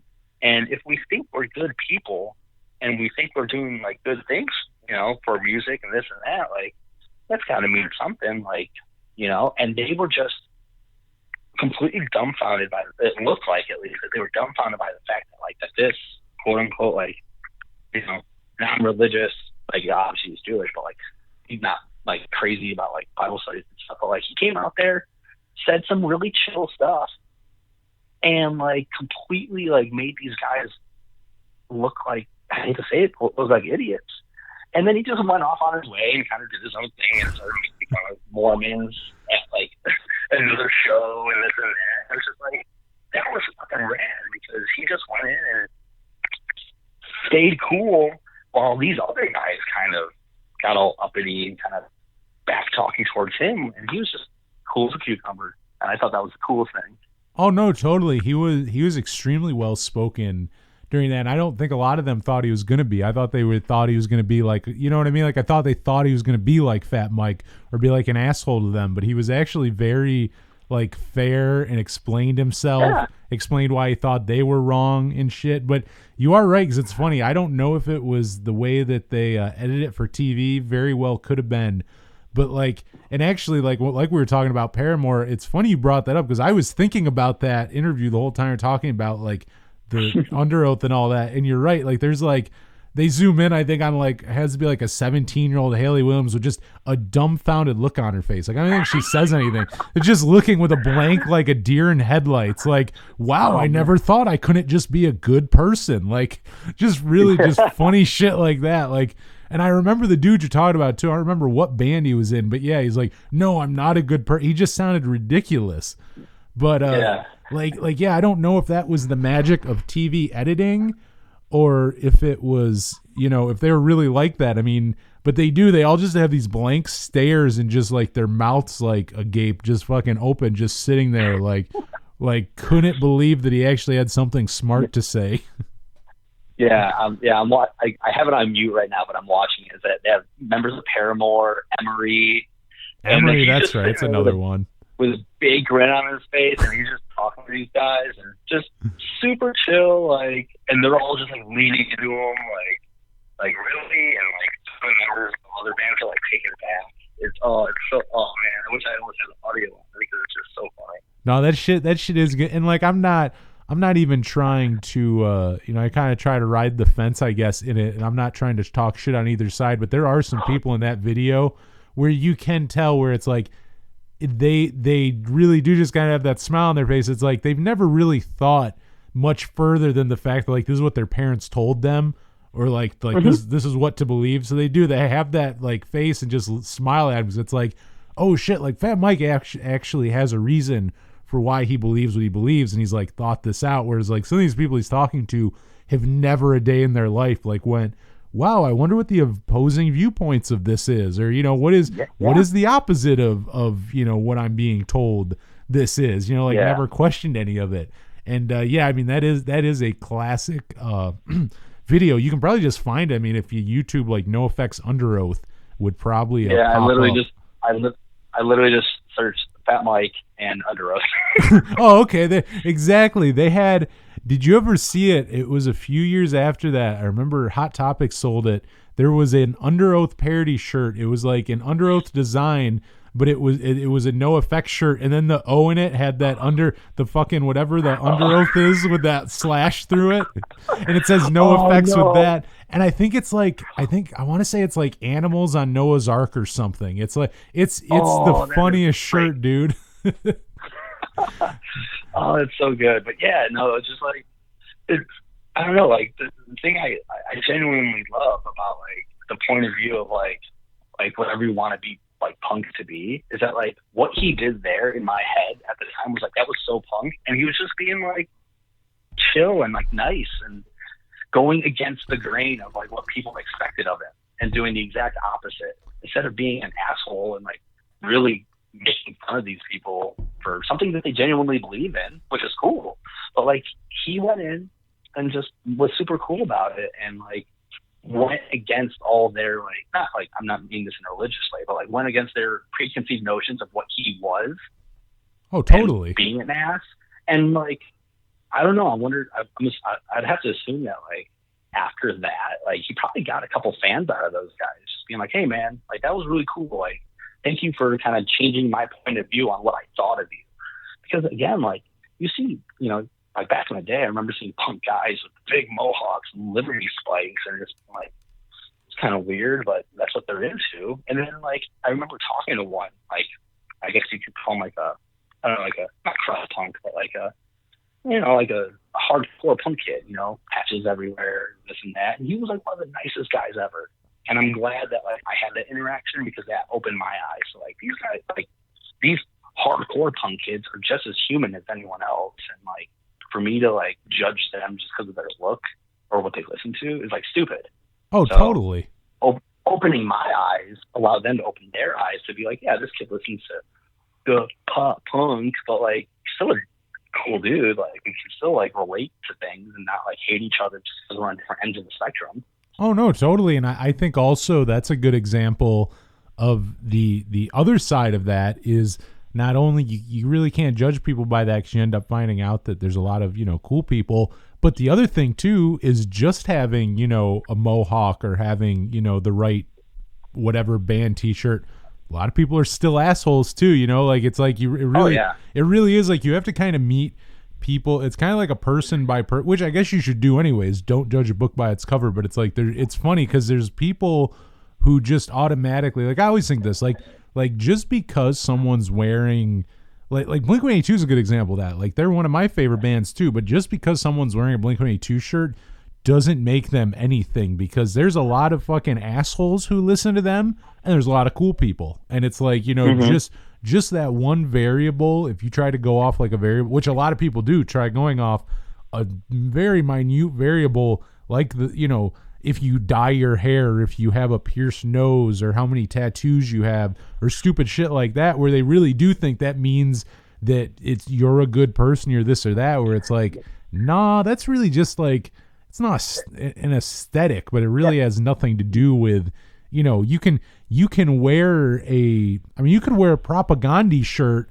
and, you know, that I don't think that makes you socially conscious. You could also go kick puppies while you wear a Propagandhi shirt. Like, maybe you might be wearing a Rise Against shirt while you throw Molotov cocktails at an orphanage. Like, just, you know what I mean? Yeah. Like, it doesn't make you a great fucking person, you know? No, not at all. There's actually, I think it's on the Blink little the Urethra Chronicles, where Mark, there's a little thing towards the end, I think, where Mark's like, yeah, Tom pierces his ears and lip rings and eyebrows and dyes your hair, and he thinks that's punk. No, it doesn't matter. That doesn't matter. It's can't hear what's on the inside. That counts. Not the outside. It's the inside. And you can, like I had loved, like, I remember listening to Anti-Flag, like, huge, like, I don't know, probably junior year in high school, probably primarily. And a buddy of mine gave me an Anti-Flag shirt, and I thought it was like the raddest thing, because it was like political punk, but I'm not like a political guy. And then people were asking me like, you know, like, oh, do you hate America? You're a punk. I'm like, I mean, I like the band, like, the shirt's cool, but, like, I don't 100% follow their guidelines, lyric for lyric. It's something I'm into. Like, I just like the vibe. I don't live to overthrow the government, you know, find ways to make, you know, a lifestyle that's more fitting of mine. No, it's just, I like the music. It's cool. And if I have a shirt that says one thing, that doesn't mean I have to be that way. Like, it's just a cool vibe. Oh yeah, no, totally. That's definitely the other side of that, for sure. Where, yeah, once again, just preconceived notions of, you know, if you're wearing that band T-shirt, or you have, you know, that piercing, or fucking, you know, X amount of tattoos, and it's like, that's a terrible way to, like, if that's how you're basing off, like, how you meet people or make friends, it's like, that's the stupidest thing I've ever heard. Like, because that guy has, like, fucking, because he has a nose piercing, I'm going to like him. It's like, no, that dude's probably a dickhead. We might even like the same music, but that guy might be a fucking dickhead. Yeah. Oh, absolutely. Like, you know, there's two sides to every coin, and it doesn't matter whether it's music, celebrities, religions, politicalness, whatever. You can find cool people on any side of that coin. Or you can find the most terrible people on the other side of that coin. It's really just, who can you associate yourself with that will benefit you as a person and be cool with you no matter what you're into.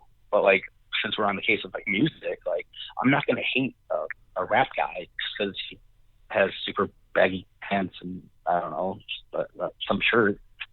No, like, I'm not going to do that. Like, I did that when I was in, like, middle school and early high school, and it bit me in the butt because some of those guys became, like, my best friends. So, I'm gonna find something cool anywhere.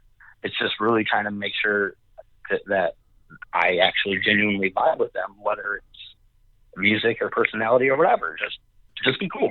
Oh yeah, no, that makes me think. I mean, I know I've went through it, and a lot of other people I talk to have. I feel like just about everyone does.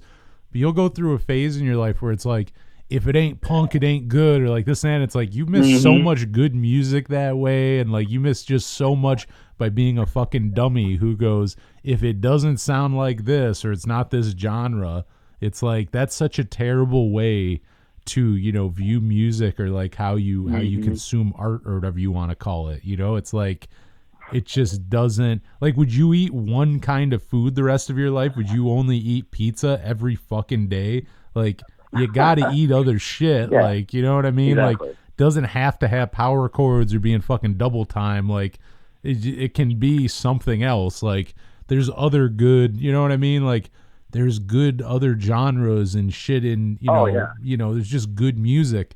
It doesn't really matter. You know, I may predominantly like punk music or something like that, but it doesn't mean that I like every single thing that comes out under the guise of punk, and it doesn't also mean that I only like things under the guise of Yeah. punk, because that's just fucking stupid. That's like a dumb mistake you Yeah. make when you're younger, you know?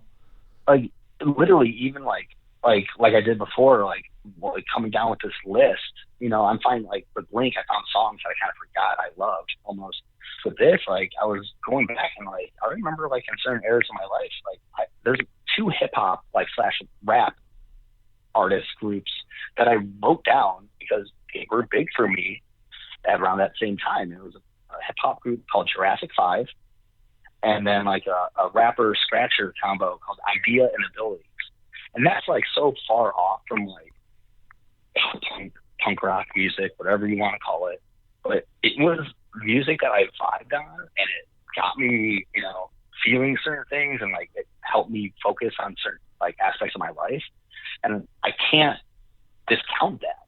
You know, yes, I love punk rock music, but I'm not gonna like sit here and like tell you like it's punk or nothing, because yeah, like you said, that's stupid. Like there's so many other good genres out there, and if you're not exploring it, poser. Hell yeah, dude, it is. That's some poser ass shit. Being, you know, that's truly the thing where there's a lot of people out there who think they're being the furthest thing in the world from a poser. They think they're being punk as fuck by only liking a certain kind of music or a certain genre. And in the end, they end up being the biggest posers of them all. They're the biggest fucking posers. Yeah, like, and it's funny because like I've never used, really honestly, like the word poser in like such a negative light. Oh, I love that word. I'm trying to Everybody- bring it back. It's funny. It's a funny word. I absolutely enjoy it. It really is. It's funny, but like I don't use it near as much as like I ever would have thought of. And like even today, like I'm saying it so much, but like if we're really getting down to it, like if you're not willing to explore, and like what made you find the genre in the first place? Maybe it was exploring. Maybe it was getting out of the norms of like what your parents made you listen to, or like what your brothers or your friends. Like I said, like when I found Blink, like that was my band. I knew of these other alternative bands, I'll say, but like I didn't know what it was. So when I found Blink, that was my escape from what my parents were listening to, what my brothers gave me, what my brothers were listening to. I got out of that and listened to Blink and like moved on from there and like grew up. But like I will never discount like my parents' music for like not having some effect on me.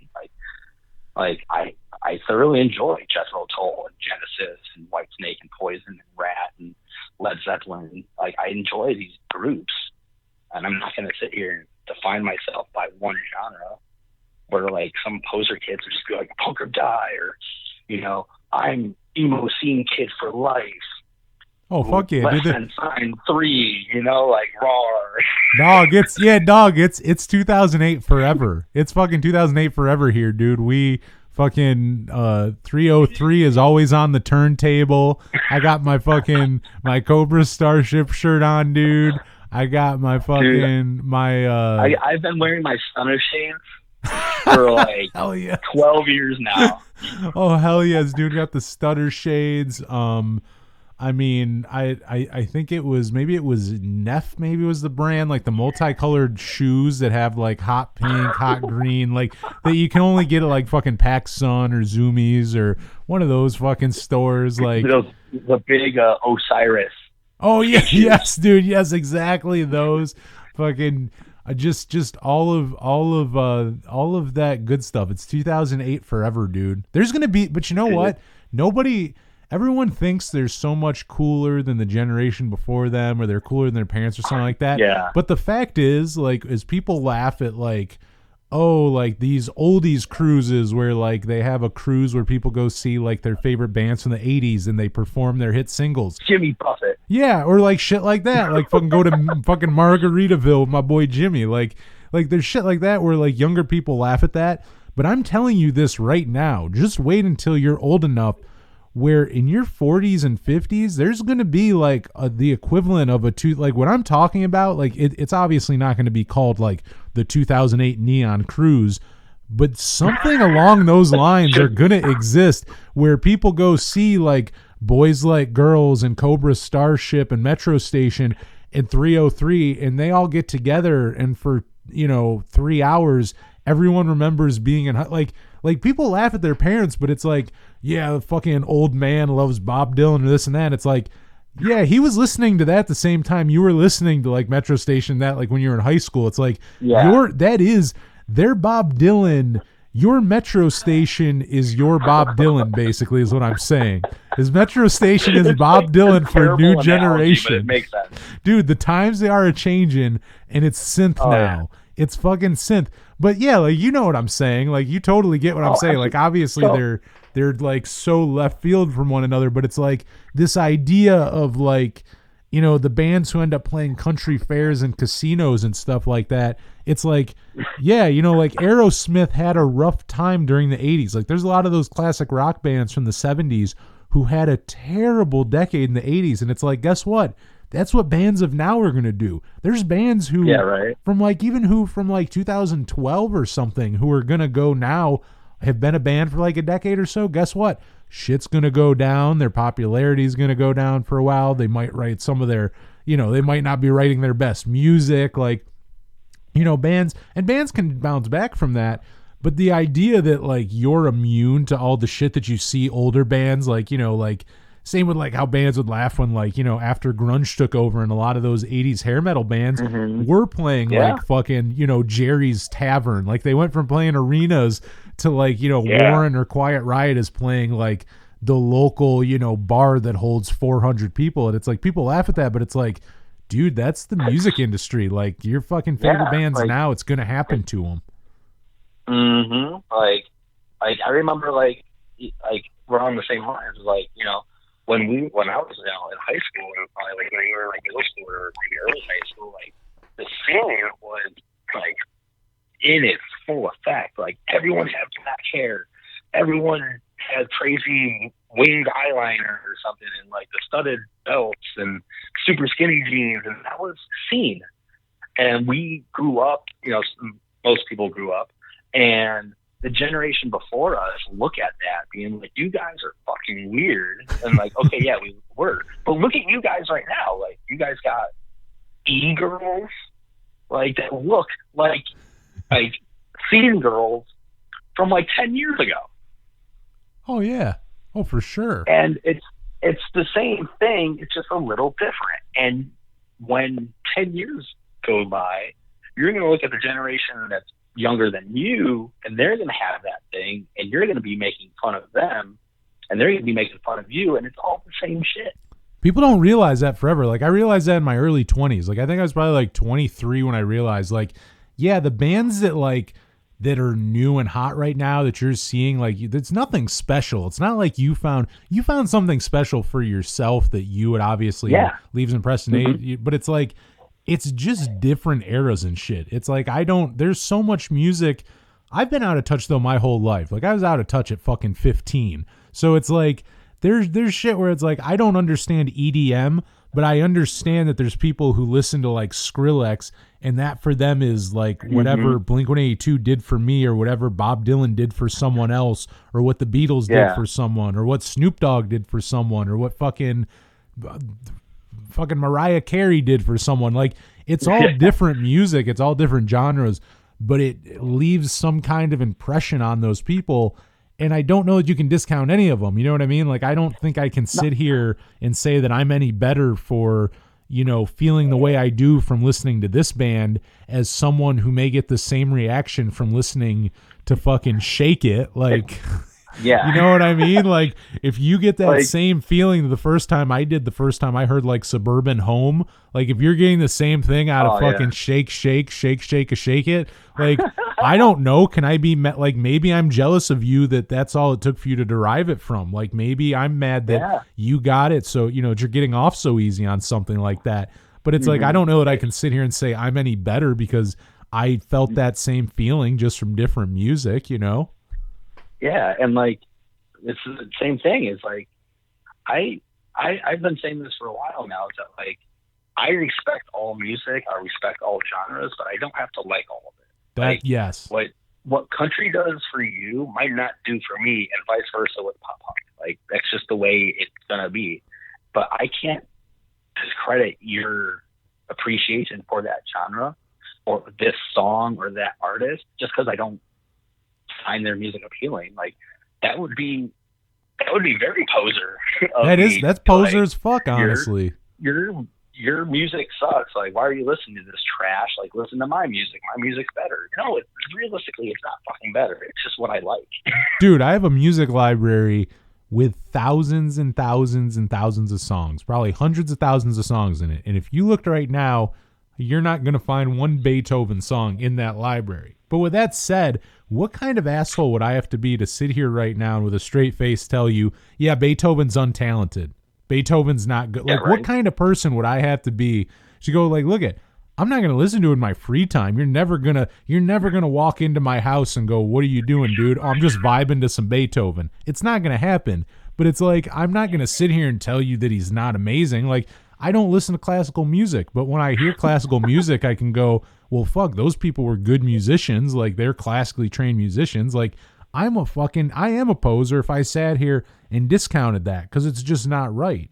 Just because I don't personally like it, like, get the fuck out of here with that. Yeah. Literally, I just for kicks, and I just did this for my own little social like experiment. I just turned on like my old iPod Touch that I haven't had charging most of this day, just to find any extra little bands. I went to all songs to shuffle. First 3 artists in a row, it went All Time Low, and then it went Two Live Crew, Hell yes. and then the Beach Boys, Oh, hell yes, back dude. to back to back. That's a And, tour like- waiting. That is a tour package waiting to happen. Oh my god, it'd be it'd be the weirdest party ever. It'd be like every party I went to, like once I turned 21. Honestly, I think I'd be most stoked for Two Live Crew on that Oh my on God. that bill. Two Live Crew is, oh my god, that would be a wild experience. I wouldn't. I'm I so wouldn't down for be. that. You know what? That's the first time you're gonna get me to go see All Time Low in fucking years. But I'll go if the fucking mayors of Hornyville are. Yes. Oh man, Are there. Yeah, yeah, but yeah, it's long story short. It's just like as far as music goes, like one of the most punk things you can really do is really just expand yourselves outside of like what everyone wants you or thinks you should listen to. You know what a Just good by your example look. of that is, and I don't know that I don't know if it's like a really well known fact. It's out there, so I mean obviously it's public knowledge. But like when Tupac was dying in the hospital after he got shot, his girlfriend on a loop played Don McLean, the guy who wrote American Pie. They had I believe it was Vincent, his song Vincent, on a loop for him while he was dying. Now, if you know Don McLean, Wow. even if you don't know Don McLean, just think of the song American Pie. Like, people love, like, Tupac was just a fucking artist who went, like, dude, like, Don McLean sounded nothing like Tupac. But Tupac, No, just dude. exactly like what we're talking about, goes, that's just good, like, that man, like, because if you are a musician, including if you write lyrics, go, like, I'm telling you this right now, anyone listening to this, if you're a musician, go listen to Don McLean's American Pie. The album, not just the song, but the album. It's called that. That man, I don't care if you like the music or not, you're going to respect the hell out of how he writes a song. And that's like Tupac. Like, he appreciated that. Yeah, oh. And that was like one of his favorite songs. And it's like, that's a guy who, it's like, who gives a shit what genre it is? That's just like, I don't listen to most bands or artists that would sound like Don McLean. I don't personally listen to, and I wouldn't say I'm a big fan of. But I can see where Don McLean wrote a masterpiece record, and I go, fuck me, this album's amazing, and I listen to it constantly. You could do the same thing with telling people just to like check out Tupac. Like people forget, like Tupac was a fucking poet when it came to his lyrics. Oh, absolutely. And there's a hysterical video a buddy of mine and I used to watch a long time ago, and it was like this, like how to be emo. It was like a joke. It was like a 20-minute song, and they're quizzing this kid, and it's like 50 infomercial cells. Like, let me tell you something, Billy. This girl's listening to Tupac. What do you think? And he's like, oh, she's listening to Tupac. She's not emo. And the announcer goes, well, Billy, actually, Tupac was one of the most emotional musicians of his time, with poetic lyrics and this and that, like his, storytelling and music. And it's true. Like, go back and listen to like some of those lyrics on some of those like deeper cuts, and like there is a story, there is real heart and soul in that music. And if you don't like it because it's fucking rap, then you should just get your music card taken away from you, because you know. Oh, totally. You can't just hate something based on just like yes, you can, but like you really but it's shouldn't stupid to do. keep your mind so closed. Yeah, you shouldn't keep your mind so closed. Like open it up and like just experience things that you want to experience, and like challenge yourself. Don't follow the beaten path, even the path that you've created for yourself. Sometimes it's fun to just, I've been listening to punk music for 15 years. I don't know what to do with my life. Fuck it. Go check out some weird, 8-bit pop band, Oh, yeah. and just go somewhere weird. Like one of my favorite bands is this group called Onomatoguchi, and they're like an 8-bit, I guess you kind of say pop punk, but not necessarily, because it's almost all digital music. Like, and they like put really weird effects on their guitars. Can't even tell. But like, I was stuck in a rut. I was like, I'm listening to the same shit over and over. Like, what can I do? And I fucking went on, was it Pure Volume? And I just started looking at. I literally went to like, I think I went to like a random like pop genre or something like that. I don't remember. And just went in alphabetical order. And all of a sudden, I just saw this weird name, click on it, and it's like this 8-bit band, and I thought it was like the coolest shit ever. And now like 8-bit chiptune music is like video game music. It's like shit I fucking love, and I'm glad I did that. Oh, hell yeah, man. I mean, you have to with things like that. I mean, I worked at a top 40 radio station for almost 2 years, and I don't like what's on most of top 40 radio. But once again, when a song would come on, or like, I'd be like going through shit to play on there.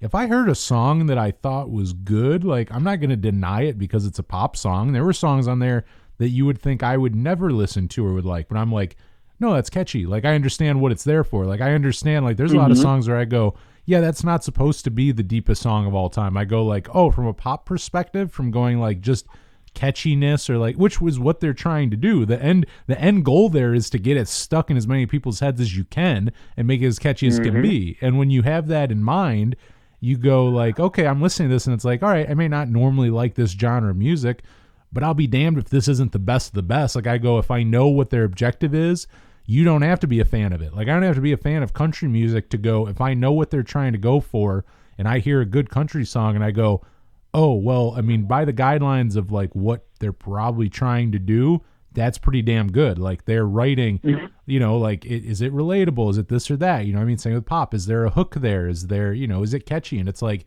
if they're hitting all those things, well, damn, even if I'm not initially a fan of that thing, I could definitely, including as a musician, appreciate good, songwriting and craftsmanship and, good lyrics and whatnot. It's like, you're a fucking poser if you don't do that. You really are. If you discount something because it's not a genre you deem cool or that you normally listen to, like, you're a fucking, I think you brought up earlier in Messenger, you're a jabroni. Like, you're a fucking jabroni, dude. That's a good word for it. You're a poser. Dude, it's great. If I push poser in the ground too much, we can now jump ship to jabroni. But it's like when you know, like, fucking, if you're being one of those, if you're being a joser, a fucking jabroni poser, like, if you're being a joser, dude, people, you know what? Let's timestamp this. From when I made history. Yeah, it is, for me, it's almost 9 o'clock. It's about 4 till, and joser is the new thing. I hope there's someone, like, if you're listening to this right now and they're Not if your name is Joe, because you might go, oh shit, like this fucking sucks. But if you're listening to this and you know someone named Joe, I'm telling you, this seems like something to really get under their skin. Start calling that person a Joser. Yeah, like if you know if their name's Joe, if their name's Joanne, maybe Josephine, Josie. Yeah, if you're a Mark's fictional ideal girlfriend, like any of those things. Start calling them Josers. When they're being a Joser, call them what they are. When they're being a fucking Joser, call them a Joser. You gotta be acting like one. Yeah, it has to be warranted. You can't just pull that out of nowhere. No.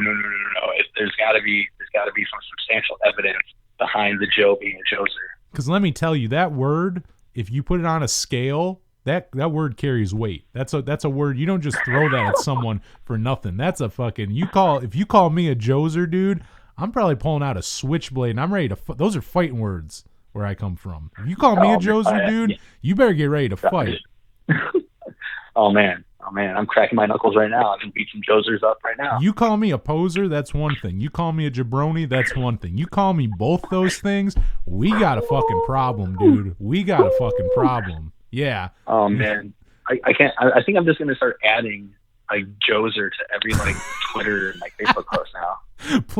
Please do. Like that's my I hope when I'm on my deathbed, whenever that is, hopefully no time soon, maybe. Like I don't know. I don't have a crystal ball, but whenever I'm on that deathbed, I hope I look and while I'm surrounded by my family, they all remind me that my legacy is Joser.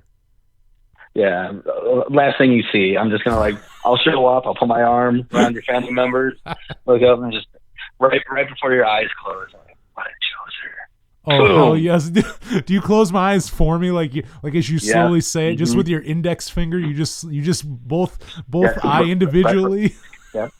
Yep. And I'll know that was my life's work. Dude, you were just here for history. I hope you heard me in real time peaking. That's called peaking in real time. I just had my 30 seconds of life will never be better than it was in that second. Life can never be better than it just was. No matter what I do. Imagine being This must be what being in the Beatles feels like. It's after you were in the Beatles, it's what do you do? You know what I mean? You were in the biggest band. What do you do now? Where do you go from here? Yeah, exactly. Where do you go from the Beatles? Honestly, where do you? I was in the Beatles. Where do you go? Wings. Yeah, and that's the thing. I guess this is the rest of my life is Wings. That was my life was Beatles for about 30 seconds, and now it's all Wings, dude. My life now is Wings. My life is now fucking Wings. Fucking Band on the Run, dude. Yes. All right. Yes. Well. This has been fun. Obviously, I like where this is going. Honestly, this was a fun conversation that I feel went a lot further than just in a good way too. I totally mean that. I feel we went in some really good spots that went further than just what early influences, whatnot are. But to kind of close it out, dude, to kind of get back to the initial, initial fucking thing, the train or whatever. I'm putting on my conductor hat now and my fucking overalls and sick overalls. Yeah, as we're steaming along in my sick overalls, definitely not wearing anything underneath them. The big question now is, a lot of those bands that really got you into punk and alternative in the beginning. Do you I guess we talked about it a bit with songs that you haven't heard in a long time, but overall, do you go back and listen to a lot of the bands that got you into this music initially, or is it more of a nostalgic listen now? Is it a thing where you'll from time to time go back and listen to those bands who kind of got you into it, kind of for old time's sake? Oh yeah, it's definitely a mix of both. Usually probably the most common way for me to fall back into it is just if I'm in just a funk and I'm not feeling nothing's really carrying me through the day except for just, breathing. I'll go back and for example, I remember, actually I would say probably about in the winter time, I'll say, just because I don't know for sure. But I went back and I actually listened to the Smash album from Offspring. Fuck yeah, classic. Yeah, and that album. My brother had it. He gave it to me once I was in middle school, and that was like one of the staple middle school albums for me was that record. And so listening to that record front to back, like, was one of those kind of nostalgic trips, but it totally took me out of my funk. But on the opposite side of that, it's always nice just to go back, no matter what, and just kind of remember, like, man, like, where would I have been if this key, for me, I guess, key band wasn't prominent? Like, I think of bands like Green Day, Operation Ivy, even, I'll even say, because it's, it is what it is. Like, bands like Charlotte, like, I stopped listening to them once I got into high school. I'll go back and I listen to those first two records just for the hell of it, and I can't help but smile. Like, I listen to Operation Ivy, and I feel like I'm like elementary school again. Like, it's just it just brings back like the most fun, like, energetic memories, because it's really what started it all. It's crazy to think too, like you mentioned it, like if a band didn't like write a song, or had they just not been a band, it's crazy to think about how much your life really could be different. Like the bands you didn't find, the concerts you didn't go to, the friends you didn't meet. Like, as weird as that sounds, it's like, had a band not written a certain song, it honestly could be like fucking alter your life in huge ways that you would never think of. It's insane to think, but fucking true. Mm-hmm. Like everyone has, most people, I'll say it, said there's always that band that saved their life. Like, it's obviously more or less like kind of like a high schooly, like kind of middle school thingy to say. This band saved my life in a dark time. Like Blink, I don't want to say it saved my life, but it really rerouted my life, because at that time it was all the pop bands and single artists, like girls and this and that. Like, if I never found Blink, like, I would have probably been a top 40 radio guy through and through until this point, probably listening to some, I don't know, whatever artists nowadays or whatever. Like, so Blink definitely rerouted my life, but like, I can't discredit like that my brothers had these shirts and these bands that kind of reminded me of like almost like what I was missing. Yeah, that's fucking cool. I mean, it really is though. It doesn't take much. I mean, like one song or one band can do so much for you. I would say kind of the same thing. Honestly, I would probably be a poser without Blink-182, and they're not even the first band that got me into this music, but they were a gateway to get me into so much more afterwards, which would play like even outside of punk, where it's like, had I not listened to this band, like it's a domino effect where it's like, had I not gotten into this punk band, I wouldn't have gotten into this one, and I wouldn't have gotten into, say, like a subgenre of like alt country or like folk punk or something like this, where you start going, well, I like this now, and then that means I kind of like Lucero, and it's like, well, then if you like Lucero, you start to slowly like this, and then you start listening to all these different genres and bands that you're like, oh shit, like eventually, even fucking older ones, like even artists that, I mean, I knew for years but never really thought of as much, like Bo Diddley's one. Like, obviously I've always known of Bo Diddley, fucking classic, but like I've gotten a lot into like Johnny Thunders and the New York Dolls, and they covered a bunch of like Bo Diddley, and and they ripped off a lot of shit that he did, and it's like, it makes you go back and go, well, damn, I think Johnny Thunders is such an amazing guitar player. What's part of what made him a good guitar player? And it's like, we've been talking about going back and find your influences. You go, Bo Diddley. He was fucking trying to rip off Bo Diddley, as most guitarists of that era were. And then you go, oh shit, like I've known Bo Diddley most of my life, but I never, took that chance. You know what I mean? Like, I'm always like, oh yeah, he's one of the first guys to play electric guitar, or one of the first like rock guys. But it's like never much further than that, where then I go, oh shit, this band I really like and respect are huge Bo Diddley fans. And it's like, oh goddamn, I gotta go back and listen. You're like, well fuck, no wonder like all these genres of music and shit like were derived from this. Like fucking, like this is original fucking rock and roll, and it may not sound like fucking like something that came from years later, but it is direct. You know what I mean? Like everything starts somewhere. Like that's fucking rock and roll, man. Like that's where it starts, then it goes all these other places. So you gotta look where music comes from and its influences, because you end up finding more music, because you go, that music influenced what you like anyways. Like if I like New York Dolls, I'm probably going to like what influenced them. And then I go, oh shit, I do. Mhm. Like all these guys are really Yeah. good. And it does. It's like, there's like fucking, you know, like once again, it goes from there. Like, you know, obviously Blink-182 and New York Dolls are two different bands. But if I really thought about it, there's probably some kind of way that you connect them where it's like, had I not ever gotten into Blink-182, maybe I never would have gotten into the New York Dolls, and I never would have gotten into Bo Diddley. Like, you know, just shit like there we go down the line, and it's not even, you know, there's closer ones where, you know, Blink-182 brought me to like the Descendants and Screeching Weasel, but like I said, I can go all the way to fucking like totally different stuff that sounds nothing like them and go, like, you know, like fucking their credit for it.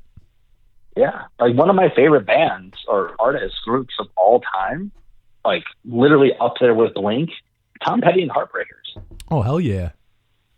And though there's no, you know, like right in front of your face similarities as far as like influence goes, but like I can listen to Tom Petty records and certain songs, like, you know, they're kind of, you know, folky rocky stuff, but like there's occasions where like I can hear roots of like punk rock stuff going on in there, and whether it might have been an influence on some bands or not, like to me that helped influence some of my punk rock music writing. So I have every right to justify the fact that Tom Petty influenced punk rock in my world because it totally changed the way I wrote songs. Oh no, I think that's totally true, and it kind of goes like with what I was talking about with like my love for like the New York Dolls, and ironically Johnny Thunders and the Heartbreakers. You know, the other Heartbreakers is basically the same thing.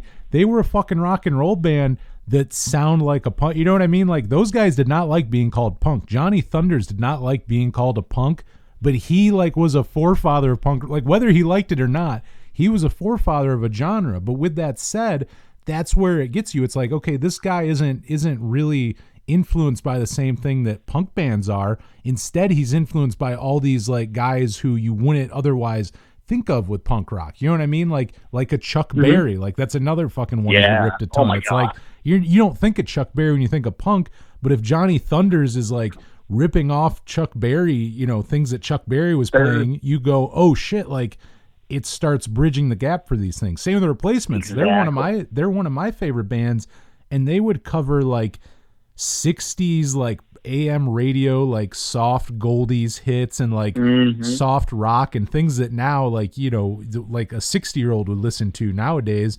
But like what they did by covering those bands was it would show you how good like a song really was when it no longer sounds like this really homogenized or like neutered like whatever was big at the time. Like say they covered a song that was originally like a shitty like disco song. It's like I may not initially like it because it sounds like disco, but when the Replacements would cover it, you would start hearing the lyrics and you would hear the chords, like instead of them play it on a synth, it's being played on like a distorted guitar. And when it's presented to you in that way, you go, oh, wait a second, like this is good. Like I like this. Like this is really good. It just had to be presented to me in a different way.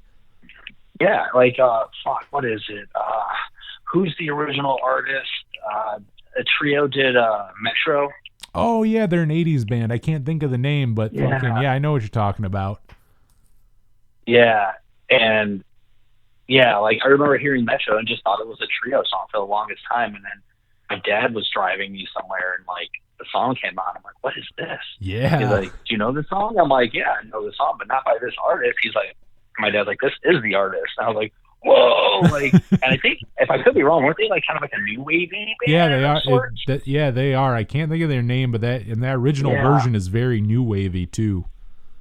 Yeah, and like it took me the Alkaline Trio to like, though I didn't get into that band after hearing that song, like I had a new appreciation for that song because of what Trio did to it, and it allowed me to, you know, just accept the fact that like, you know, just because a band covers a song, you know, or changes something, like it could be better for worse, but like you hear what the original artist did, and you can still appreciate it for what it was. Like when Blink did "Dancing with Myself," that's a great cover. Yeah, I love it, and like that's another one of those songs. Like I didn't know it was a cover until I heard the original. And I'm like, man, like I'm totally missing like something that like Blink was clearly into that they wanted to cover for like a very specific reason. So like I went back and like I checked out all like Billy Idol stuff, and I was just like, this is fucking cool too. Oh hell yeah! No, he has some good stuff, and it's another one where it's like you don't realize. I mean, Billy Idol was a fucking punk too, but most people don't realize that, and you need shit like that to go like, oh, I didn't realize this guy like did this. Yeah. You know, that it's sometimes you just need that. Like honestly, like it's almost like feeding your dog like their pill, but you got to wrap it in cheese or something. It's like it's kind of like that. Like you will eat that pill. Like eventually you'll realize that it's good for you and that you like it, but the person initially needs to like, you know, put something sweet over it, and then maybe over time, you know, you won't be so like fucking against it or like the bitter taste of a pill. It's like, okay, I don't need the cheese now. Like now I can just fucking digest it. Whatever analogy I'm trying to make, that could be a totally fucking terrible one. In my head, it makes sense. But like, no. I see where you're trying to go with it. Yeah. Okay. Yeah. So you can at least see where I'm trying to go with it. But like, yeah. Like the idea is sometimes you just need that. You may not initially like, you know, fucking some. I don't know, like It's Raining Men. Maybe I don't think much of the song It's Raining Men, but maybe if someone came out and did this beautiful stripped down acoustic version and were like really singing, I might go, oh my God, I never listened to lyrics before. Like this shit just hits me on a different level. You know, know what I mean? Here, for the neon kids, I'll do this in like a food analogy. Pizza. At the core, a pizza is just a cheese pizza. Like if you ask for a cheese pizza, it's cheese pizza. If you ask for pepperoni and sausage on a pizza, it's still a cheese pizza with toppings to add to it. Yeah. So the original song is the cheese pizza, and all you do is just add a couple extra toppings, and all of a sudden it's something completely different. But the core of it is still a cheese pizza. That's no matter a good. What. You know what? That might be a better example than feeding your dog a pill wrapped in cheese.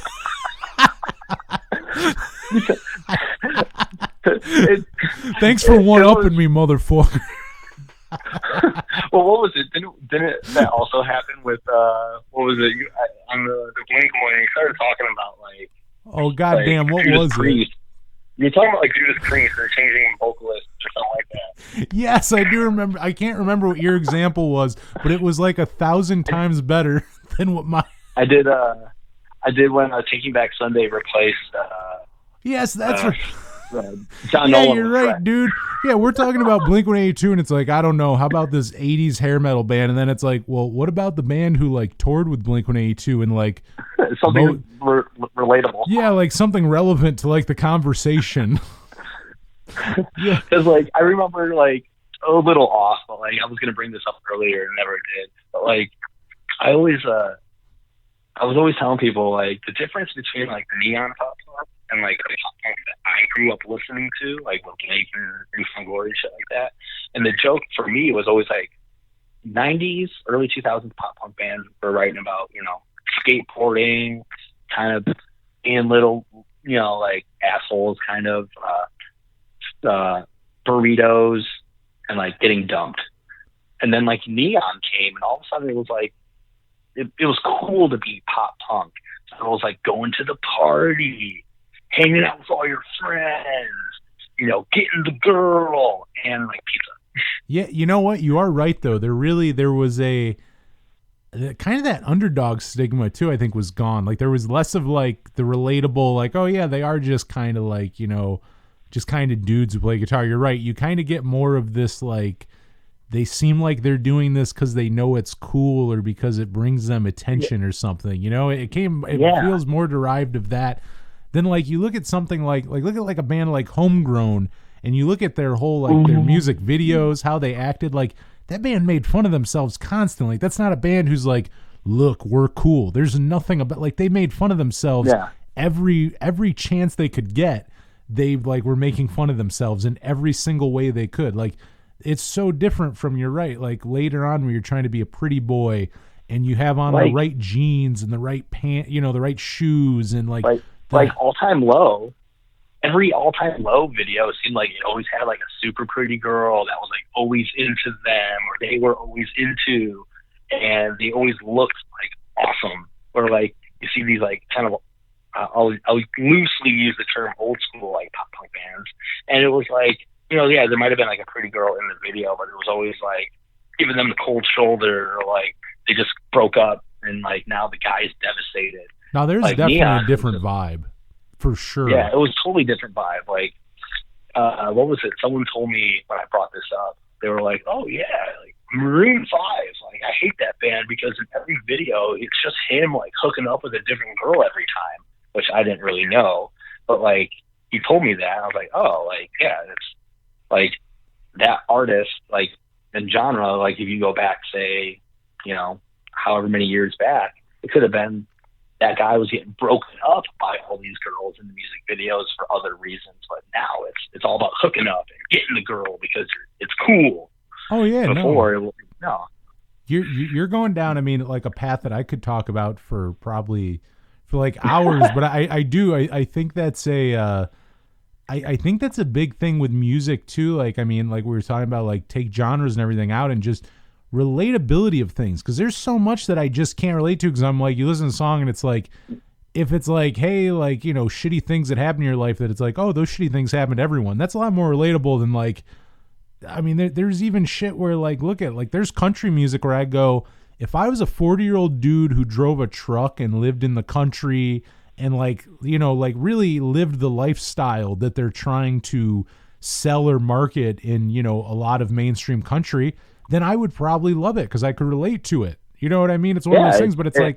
It's a product of the environment. Yeah, it's not relatable to be, I'm the fucking lead singer of Maroon 5. Like, I'm a millionaire and I'm fucking models, like, and I'm driving like a Lamborghini. Like, that's a lot less relatable to people than you know, a lot of the other, you know, like, including those earlier pop punk bands who are like, nah, they are, like you were talking about, they're kind of singing about like, yeah, you're not very cool, you're not hot shit, you know. It's a lot less. No, they have a higher ego. There's like too much. This probably sounds weird, but there's almost too much self-esteem with like some of like in the neon pop punk. Like they almost had too much self-esteem of themselves. Like, and I guess you have to for some of that shit. Like to go play that or to like look some of that way. It's like, I guess you got to think highly of yourself. Well, and it's funny because then like there are bands around that time that like, you know, one of like a band that I wrote down, Motion City Soundtrack. Oh, great. Musically was very upbeat and fun and happy, but you listen to those lyrics and some of them were fucking just dark and sad. Oh fuck, dude! I mean, everything is all right. It was probably their biggest song. That whole song, I think, is like about OCD. Like it's just like just literal OCD. Like I'm afraid to leave my house, or like, you know, like shit like that. Like actual, you know.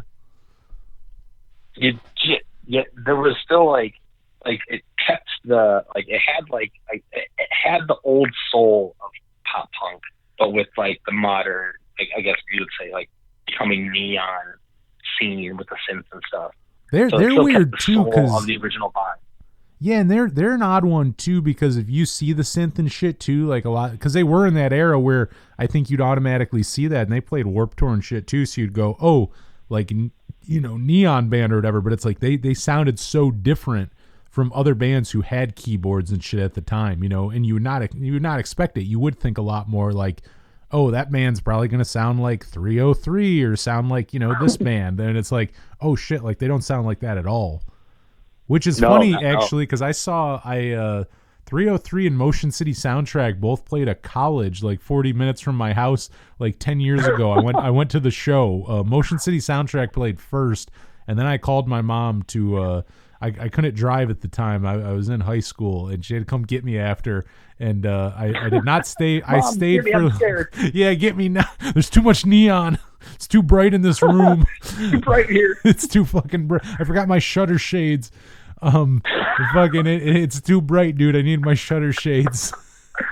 Oh shit. I did catch a few 303 songs. She didn't get there fast enough, so I did have to sit through my mom was being a terrible parent, made me sit through through probably like one third of a 303 set. But yeah, that was a weird. That's one of those weird. Colleges do that though. Colleges, people talk about festival lineups being weird, but the one thing never gets talked about is those college one-offs that like like whatever their party committee or like whatever it is will do where they have a budget and we'll just get these. They're just one-off shows, but like they'll do like their fall campus like welcome back thing, and they'll get like the weirdest fucking like lineups together to try to appease everyone. Like it makes sense. Like in 2010, I get why they had Motion City Soundtrack in 303. And actually, I'm sorry, 2011 it was, as if that makes much, doesn't really make much difference. But still, like think of college kids in 2011. It's like, okay, that makes sense. Obviously, those two aren't going to appease everyone at once probably, but I'm going to say people in that room are going to like one or the other. Yeah. Like, so a few years back when I was in a band, we were, trying to book shows out towards Chicago. And there was a venue we'd always book at, whatever, no big deal. And so we get asked to play a show. We're like, yeah, sure, we'll play it. Like, what's the tour? They're like, oh, well, we're still trying to solidify that, but like some of the artists are, getting the venues called up. We're like, okay, cool. Well, if it works for us, we'll play. And so like a month and a half or so comes, and all of a sudden we get the notification of what the show was, and it was Broken Side. Hell yes, dude. So, now we're getting neon, dude. We're getting neon as hell right now. This is like straight. This is crunkcore, dude. Yeah, dude. Yeah. Did crunkcore really just come out of both our mouths at the same time? Yeah. Yeah. It was. I like not too long ago. Like it popped up on my Facebook memories of like me, like sharing the posts, and every post of me sharing like the flyer is like, who's ready to get really weird at this show, but not like weird, like workaholics weird, like weird, like this is going to be kind of awkward. Yeah, you weren't joking. You were being quite literal. Yeah, and I will say this: I did not stay for them. I definitely was at the venue, but I definitely left when they went on stage because it was just too weird. And it was like kind of what you kind of jokingly brought up earlier when like our parents' bands start playing like the county fairs and like the local like casinos. Oh yeah. Or like the little one-offs. It was like Broken Side was like nothing, and then they like announced a comeback, and like they played all these like small like little dive bar like venues, and we got put on this bill, and I was just like, oh my god, what is happening? This was not. You wouldn't say this was Crunkcore's golden years then. This is Crunkcore retirement home.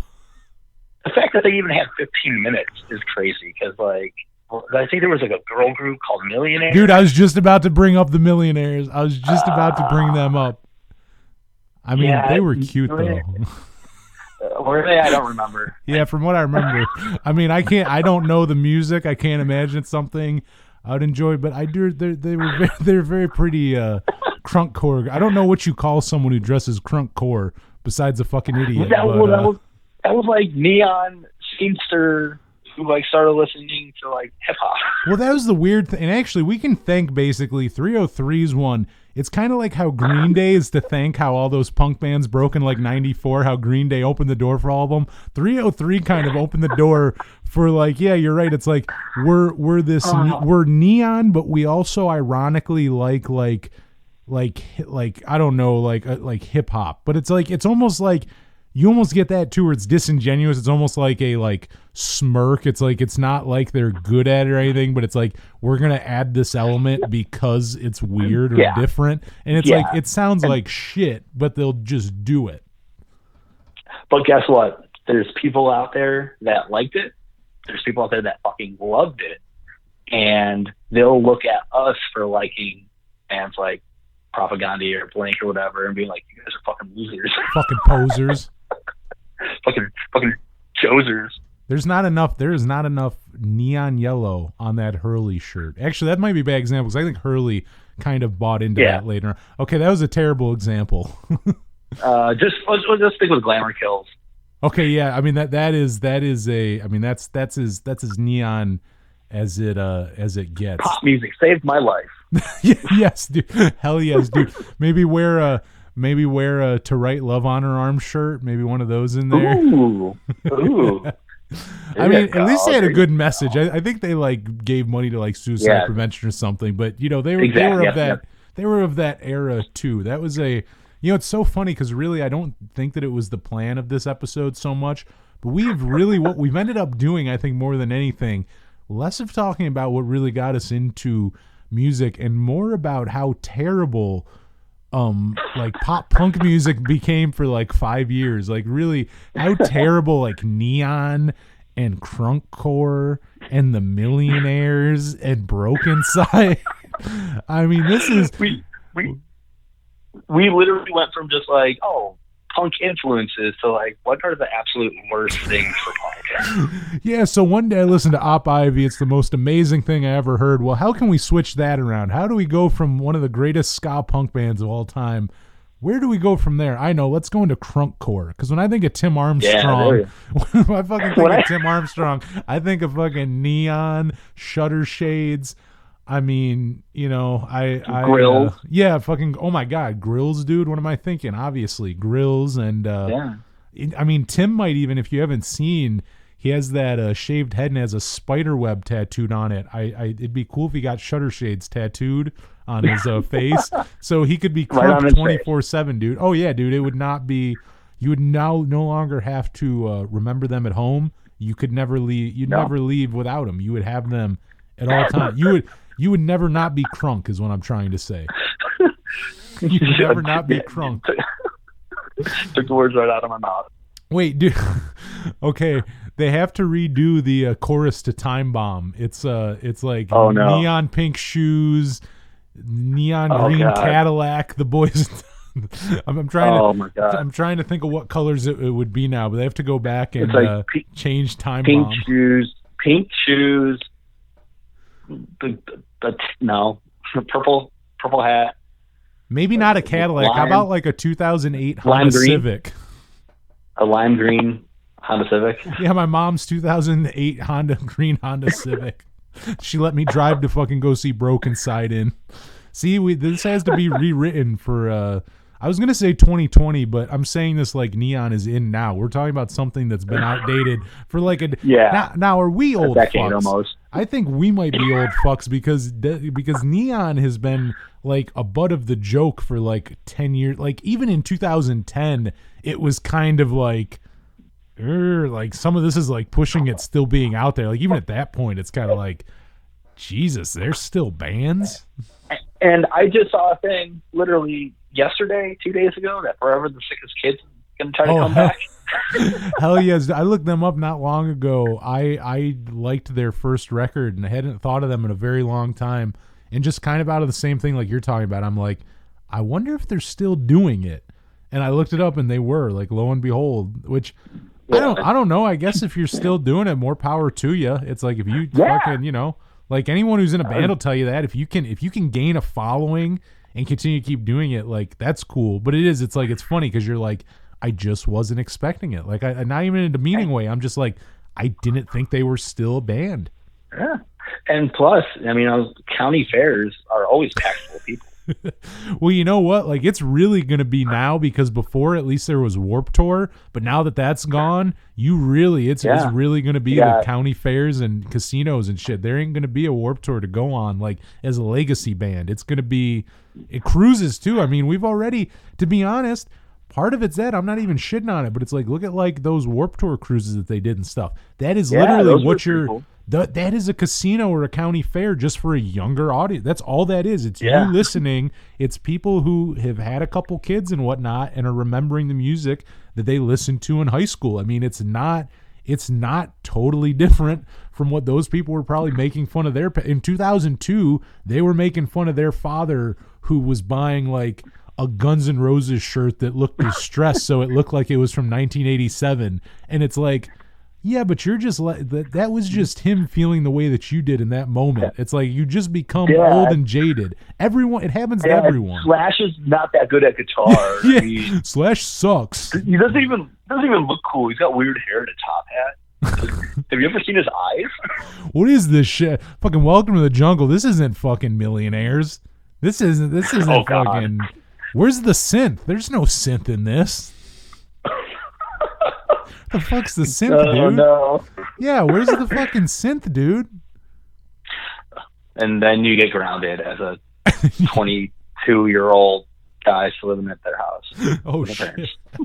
For talking shit on Slash, we all become that though. Slash is the fucking whoever Hey, played guitar. in Claudio Metro. Sanchez. Oh shit, dude, some Coheed. There we go. You know what though? That's another one, dude. There's gonna be. You looked at like you brought up Jethro Tull, and I like Jethro Tull as well. But there's people going like, yeah, my dad likes this fairy ass music. They sing about fucking fairies and play lutes and shit. Like it's this bullshit. And it's like, dude, you listen to Coheed and Cambria. Like your kids are gonna say the same thing about you when you're fucking like 43 listening to Welcome Home. Who's this girl with crazy long hair and guitar singing in the band? Yeah. Oh my god, dude! When they find out, who's in here? Joser. This is Coheed. He's a fucking like, Joser, dude. When I was your age, this was like the coolest band ever. You know what? You know what's funny about that though? That is truly timeless. I think it will be just as shocking when they see a picture of him after if you hear him sing before you ever see him. I think it would shock people in 30 years as much as it did in like 2004, where you just go, "Oh, I was not expecting that." You know how much it fucked me up when I saw Rush for the first time, and like Geddy Lee's not a girl. God, yeah, that is a good example of that. You're right. It's like, damn, dude, he does not sound like he looks at all. No, like because I only heard songs, and then they played like I don't know, like a Super Bowl halftime show or something, or they got I don't remember what it was. But I saw them live. Yeah, like, they did that. I think you're remembering. Where's the girl? Yeah, like, are you kidding me? Where's the chick singer? Yeah, who's this guy? Dude, the performance I think you're remembering is at the 2009 Super Bowl where they did that famous collaboration with a 303, and it was Russian 303 doing "Don't Trust Me." That's right. Yeah, like That's right. you don't remember that you don't remember Geddy Lee singing "Don't Trust Us." Yeah, Remember? you know what? I can't believe I forgot that. Yeah, dude. I mean, I'm not saying you got a shitty memory, but I mean you don't forget that, man. That's like people who saw the Beatles on Ed Sullivan and can like remember when it happened. Yeah, like they remember right? watching the fucking Beatles on there, or like someone remembering like Elvis on TV for the first time. It's the same thing. It's our generation. When Rush and 303 did that beautiful rendition, really a lot of people said it mended a nation. A lot of people said that the nation was really mended after that collaboration. It's something that I really feel like we need now too. I mean, really, just to bring us all together is we need Rush and 303 to really just come back and bring the same energy and love that they brought in that 2009 Super Bowl performance. And you know what? We'll add some flair. We'll put Hollywood Undead in there too. Dude, how did we forget Hollywood Undead? How did we talk about Crunkcore? Because, okay, now that's a whole nother... Dude, now, this is going to be a 5-hour podcast because Hollywood Undead goes down another rabbit hole where they're not really neon, like, they're not neon pop punk. They're Crunkcore, but they're actually heavier. Like, they're actually, like, the Crunkcore that I'm talking about where, like, the Millionaires, it's almost like they ironically, like, add the hip-hop element. Like, Hollywood Undead actually... were like hip hop, you know what I mean? Like they really were this odd hybrid of like neon, but also like kind of more legitimately like hip hop, like very, very odd, like kind of somewhere more in the realms in between. They exist somewhere in between Linkin Park and the Millionaires, I would say. Somewhere in between those two things, like Hollywood Undead exists. That's another one. I'm waiting for them to have their own cruise. They're a band like the Hollywood Undead cruise, dude. Only Josers not allowed. No Josers on that one, dude. If you're a Joser, stay the fuck home. There's no room. There's no room for Josers on that ship, dude. No, we'll put them on the other boat. The fucking Titanic, dude. If you're a Joser, the only boat we got is the Titanic. This is. Let's see here. Oh, we'll put like let's see here. would be a Joser band. Oh no, dude, we're gonna throw. No, we're just gonna no. throw bands under the bus like that. Start labeling them You know, Josers. you know what? He probably won't listen to this ever, so I'm just gonna say the band name is the joke. We'll throw Benson on the Joker. Oh shit, dude. Oh no. I love them. Oh No one no. knows who they are. Good. Yeah, But- I love that. Even your reference of who you're talking to. I know exactly the band and who you're talking about, and nobody else listening to this knows exactly what you just said. Nope. I like that. I like that, dude. Benson, you know what? Go listen to if you guys want a good Joser band. Now it just sounds weird because actually I like Benson too, but I guess they're a Joser band, dude. I mean, they are what they are. They are what they are. But if you people want to hear a good Joser band, go listen to Benson. Benson's fucking good. It's like Motion City soundtracks, like younger brother that really wanted to be as cool as his older brother, But ended up. never Wait, got to- are you trying to say that Benson tried being as cool as Motion City their older brother Motion City soundtrack, but ended up being more like a Joser? I think that's what you're. Yeah, I think you precisely. just explained. I think you just explained what makes someone a Joser. And you're like, well, they try to be this guy, but they're not really, and they're like a bad version of. Like, Yep. I think you They're just like, described a Joser, dude. There we go. Which is weird because once again, Benson's not bad. Go check out Benson. They're just a they're Joser not. band. No. They are now. The chick on that cover, she might be a Joser. I don't know. Oh, dude, the band that which they have two different covers. They have the one with the gun. the blue dark gun. Yeah, Yeah, that one. my band's last EP, I actually like loosely based our cover of that EP off of Benson's Leave Your Mark. Oh, hell yeah, dude. No joke, I had it in my head. I'm like, what can I do to change it? Okay, I'll get a little kid with a slingshot. Oh, you know what? I like that though because I feel like that's more influence. I don't feel like that's such a direct ripoff. That's more like an influence. It was literally just like, oh man, like that album cover was so cool. I wish I could do something like that. And then once I got into a band and we started doing an EP, we're like, okay, what's the cover? And no one said anything, and I was like, my time to shine. Oh shit! You know what? I can't tell you if it is or not. I don't want to throw you under the bus, but I think if anyone's listening at this point, if you're still listening to a shit talk, Neon and all that, is it a Joser move that Kyle did that? We have to know now because I can't call you in good conscience, dude. I can't conscience, whatever word I'm trying to say. I can't sit here and tell you that was a Joser move, but other people can. Hit us up. Absolutely. Fucking Power Chord Hour at gmail.com. Kyle ripping. Yeah, there you go. Which the other thing is, if you said Benson was a Joser band, is it Joser to try to rip off? Is it extra Joser if you're ripping off a band that was already Joser? You know what I mean? Like if you're a pop punk band trying to rip off a pop punk band, are you a pop punk band? Like something doubles there, right? Or am I just bad at math? It's copy and paste. That's some Joser shit, dude. That's some That's the greatest no, thing to come out of this, dude. If nothing else, I need to get my punk credentials back.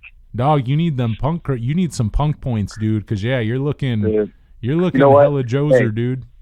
Yeah. Okay. Guess what? Check this out. Oh no.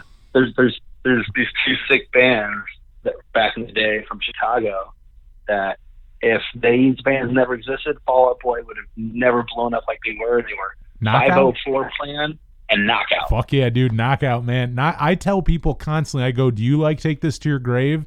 Do you want to hear an album that sounds just like it, but just as good? Yeah, that like go listen to what is it? Searching for a Common Ground. I want to say the name of the album. Something like that. Yeah. Like just like if you like Fall Out Boy and you like that era, you have to go listen to that record. You have to. Yeah. Oh my God. Which, funny enough, Patrick so Stump good. does harmonies on it. Patrick's on there, but like you could honestly like that had to be a band like in the LimeWire or the fucking LimeWire era where people were mistakenly thinking that they were downloading Fall Out Boy B-sides. Like, there had to be people out there who heard some of those songs and went, this must be like an unreleased Take This to Your Grave track.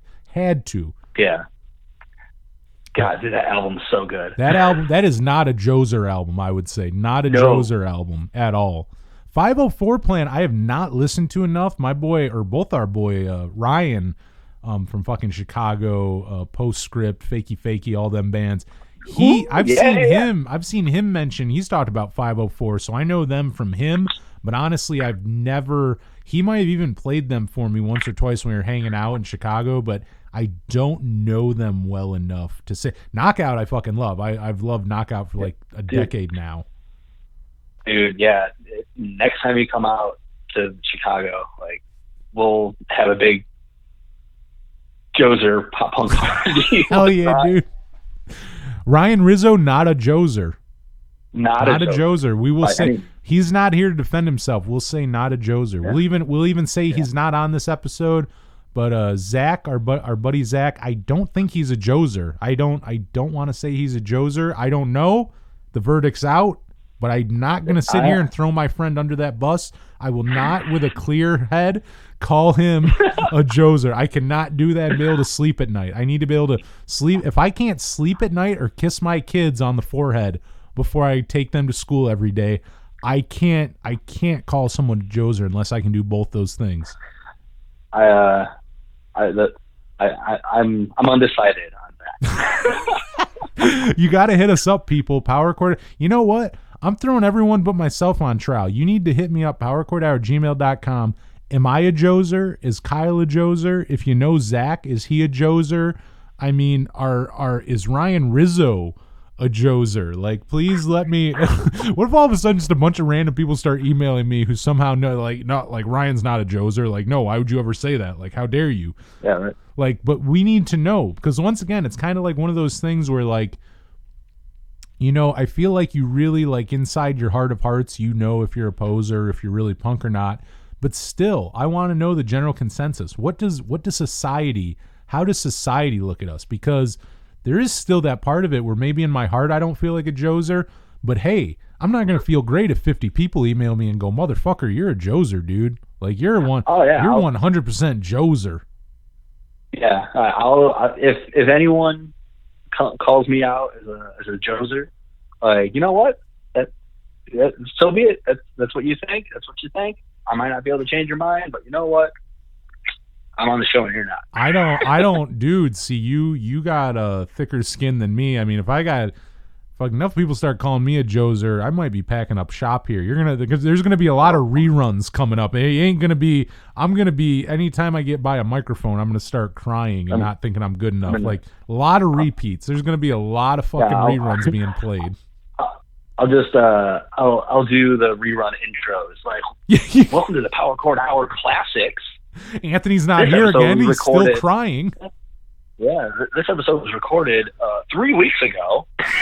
Considered a classic. It's a fucking 3 weeks ago, or also fucking what would it be called? Not BC. I guess BJ before he knew he was a Joser. Yeah, that sounded weird. Well, no, there's like BJ and AJ, like before Joser and after Joser. This episode was BJ before he knew he was a Joser. It's like, oh yeah, like he was so much better. I can't get past this now. Now I'm just saying BJ, and I know that it's just I've destroyed it. I've destroyed my beautiful pure whatever I was trying to do. We'll work it out. We'll figure it out. We'll fucking try. But dude, I guess it's probably a better or a good place than any to kind of close out. But I mean, we're just gonna close. I think we're gonna close right on this. Like, I'm not even gonna do a fucking outro after our talk. Like, I want this to be the outro to this episode. So I mean, as we're closing up, dude, I mean, I don't know if you have any shit to promote or anything you want to fucking, any closing statements, whatever you got. If you want to just say you're not a Joser, whatever you want, dude. I mean, now's your time. Say it or forever hold your peace, or at least until the next time you're on this podcast, which I'm sure will be sometime soon. Suck it, posers. No. Hell yes, dude. No. I'm high-fiving you through the phone right now. Yes. No, but realistically, like, the only thing I'll say is, like, just be cool and, you know, go off of your own beaten path every once in a while. Hell yeah. That you not even every once in a while. You should always do that, because a sign of someone who's not a joser is someone who does it their own way, not someone who goes, is my shirt neon enough, or is my fucking hair pointy enough? Like, are my pants tight enough? Like, is my dick outline like, you know what I mean? Like, that's joser shit, dude. Are my hello goodbye peace sign shorts high enough? Oh hell yes, dude. Those are coochie cutters, dude. But dudes wearing them, which is fucking hilarious. Boxers I are think like I've slightly worn hanging out at the bottom of them. Dude, I have. It's funny because I was wearing some shorts today from the band Forever Came Calling, and this was years after the fucking the coochie cutter shorts, but were a thing. But these are like the next step of that, where like they're really short. Where sometimes I'm like, fuck, dude, am I showing too much legs in these? Like, these shorts are really like, fuck, dude. Like, I don't know, I'm really showing off the goods in these. Like, fuck. As long as you think you're safe with the testicle not falling out. I don't know. See, that's the thing. I mean, you know, fucking if I'm stretched, you know, if I start making movements or something, like, I don't know, like, that's a thing that could happen. See, that's why I just stick it, you know, I keep it early 2000s. Dickie shorts always below the knees. You never have to worry. You know what, dude? That is the best way to go. There's some mystery there. And you're definitely not a joser. I would definitely not call you a joser if I saw you wearing those, including nowadays, because it's like there was a time where everyone was wearing them. But dude, you're sporting the baggy dickies now. That ain't joser dude, I'm shit. still doing it. That's beat of your own drum, dude. That's beat of your own goddamn drum. That ain't joser shit at all. No. That's how we close out this episode. You know, wearing dickies shorts is not joser shit. And email us, powerchordhour@gmail.com. Let us know if we're josers. While you're there, I got free fucking Power Chord Hour stickers and guitar picks. And if you've listened to almost 3 hours of this, and this will go up unedited as fucking, if you listen to this for 3 hours, you deserve some free stickers and guitar picks. So hit me up, powerchordhour@gmail.com. Fucking follow us at Power Chord Hour on Facebook, Twitter, Instagram, all that good shit. Check out the radio show every Friday night at 10 Eastern on 107.9 WRFA. And that's it, folks. That is us, honestly, starting to talk about our roots in punk rock, and ended with a real revolution of us really.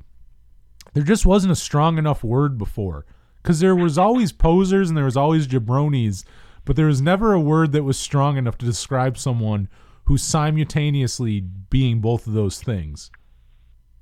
There was a need for the word, and we fulfilled that need. That's all I can say. History making. Yes, folks, you are listening to history right now. Like, people are gonna, because a lot of people, you know, it's 2020, but like coronavirus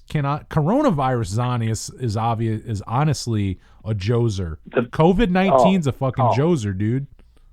Is 2020 in it of itself a joser? Yeah, you know what? 2020 might be a joser, dude. 2020 as a year might be a fucking joser. Suck it, 2020. God damn, dude. That's how we end this. Fucking talking to my buddy fucking Kyle Steven here. Getting into being punk as hell, dude. You know, we both said it in the beginning of the episode, but we'll leave you on that. We are both punk as fuck. We're not josers that we know of. We don't feel it in our hearts. We're not josers. We're punk as fuck, dude. And I don't know. That's this fucking episode.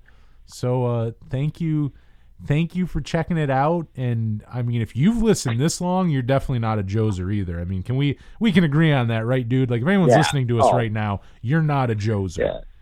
Yeah. If you're listening to us ramble about the neon for an hour and a half or whatever, then you're cool in my book. Yeah. I mean, the only exception to that is if instead you turn this on and are just scrubbing through the whole thing going, these dickheads are still taught, like, you know what I mean? Like, they're just jumping through and they're like, Jesus Christ, it's hour 3 and they're still talking about josers. Yeah. My God, they haven't even talked about like one freaking album by like Social Distortion or like Screeching Weasel. It's just all Holy shit, dude. 303 and Maroon 5. I didn't even think of that. Okay, and then really we will close up shop here. But how funny is it that I didn't even think of that? We originally we ended up talking more about the Millionaires than we did Social Distortion. Oh no!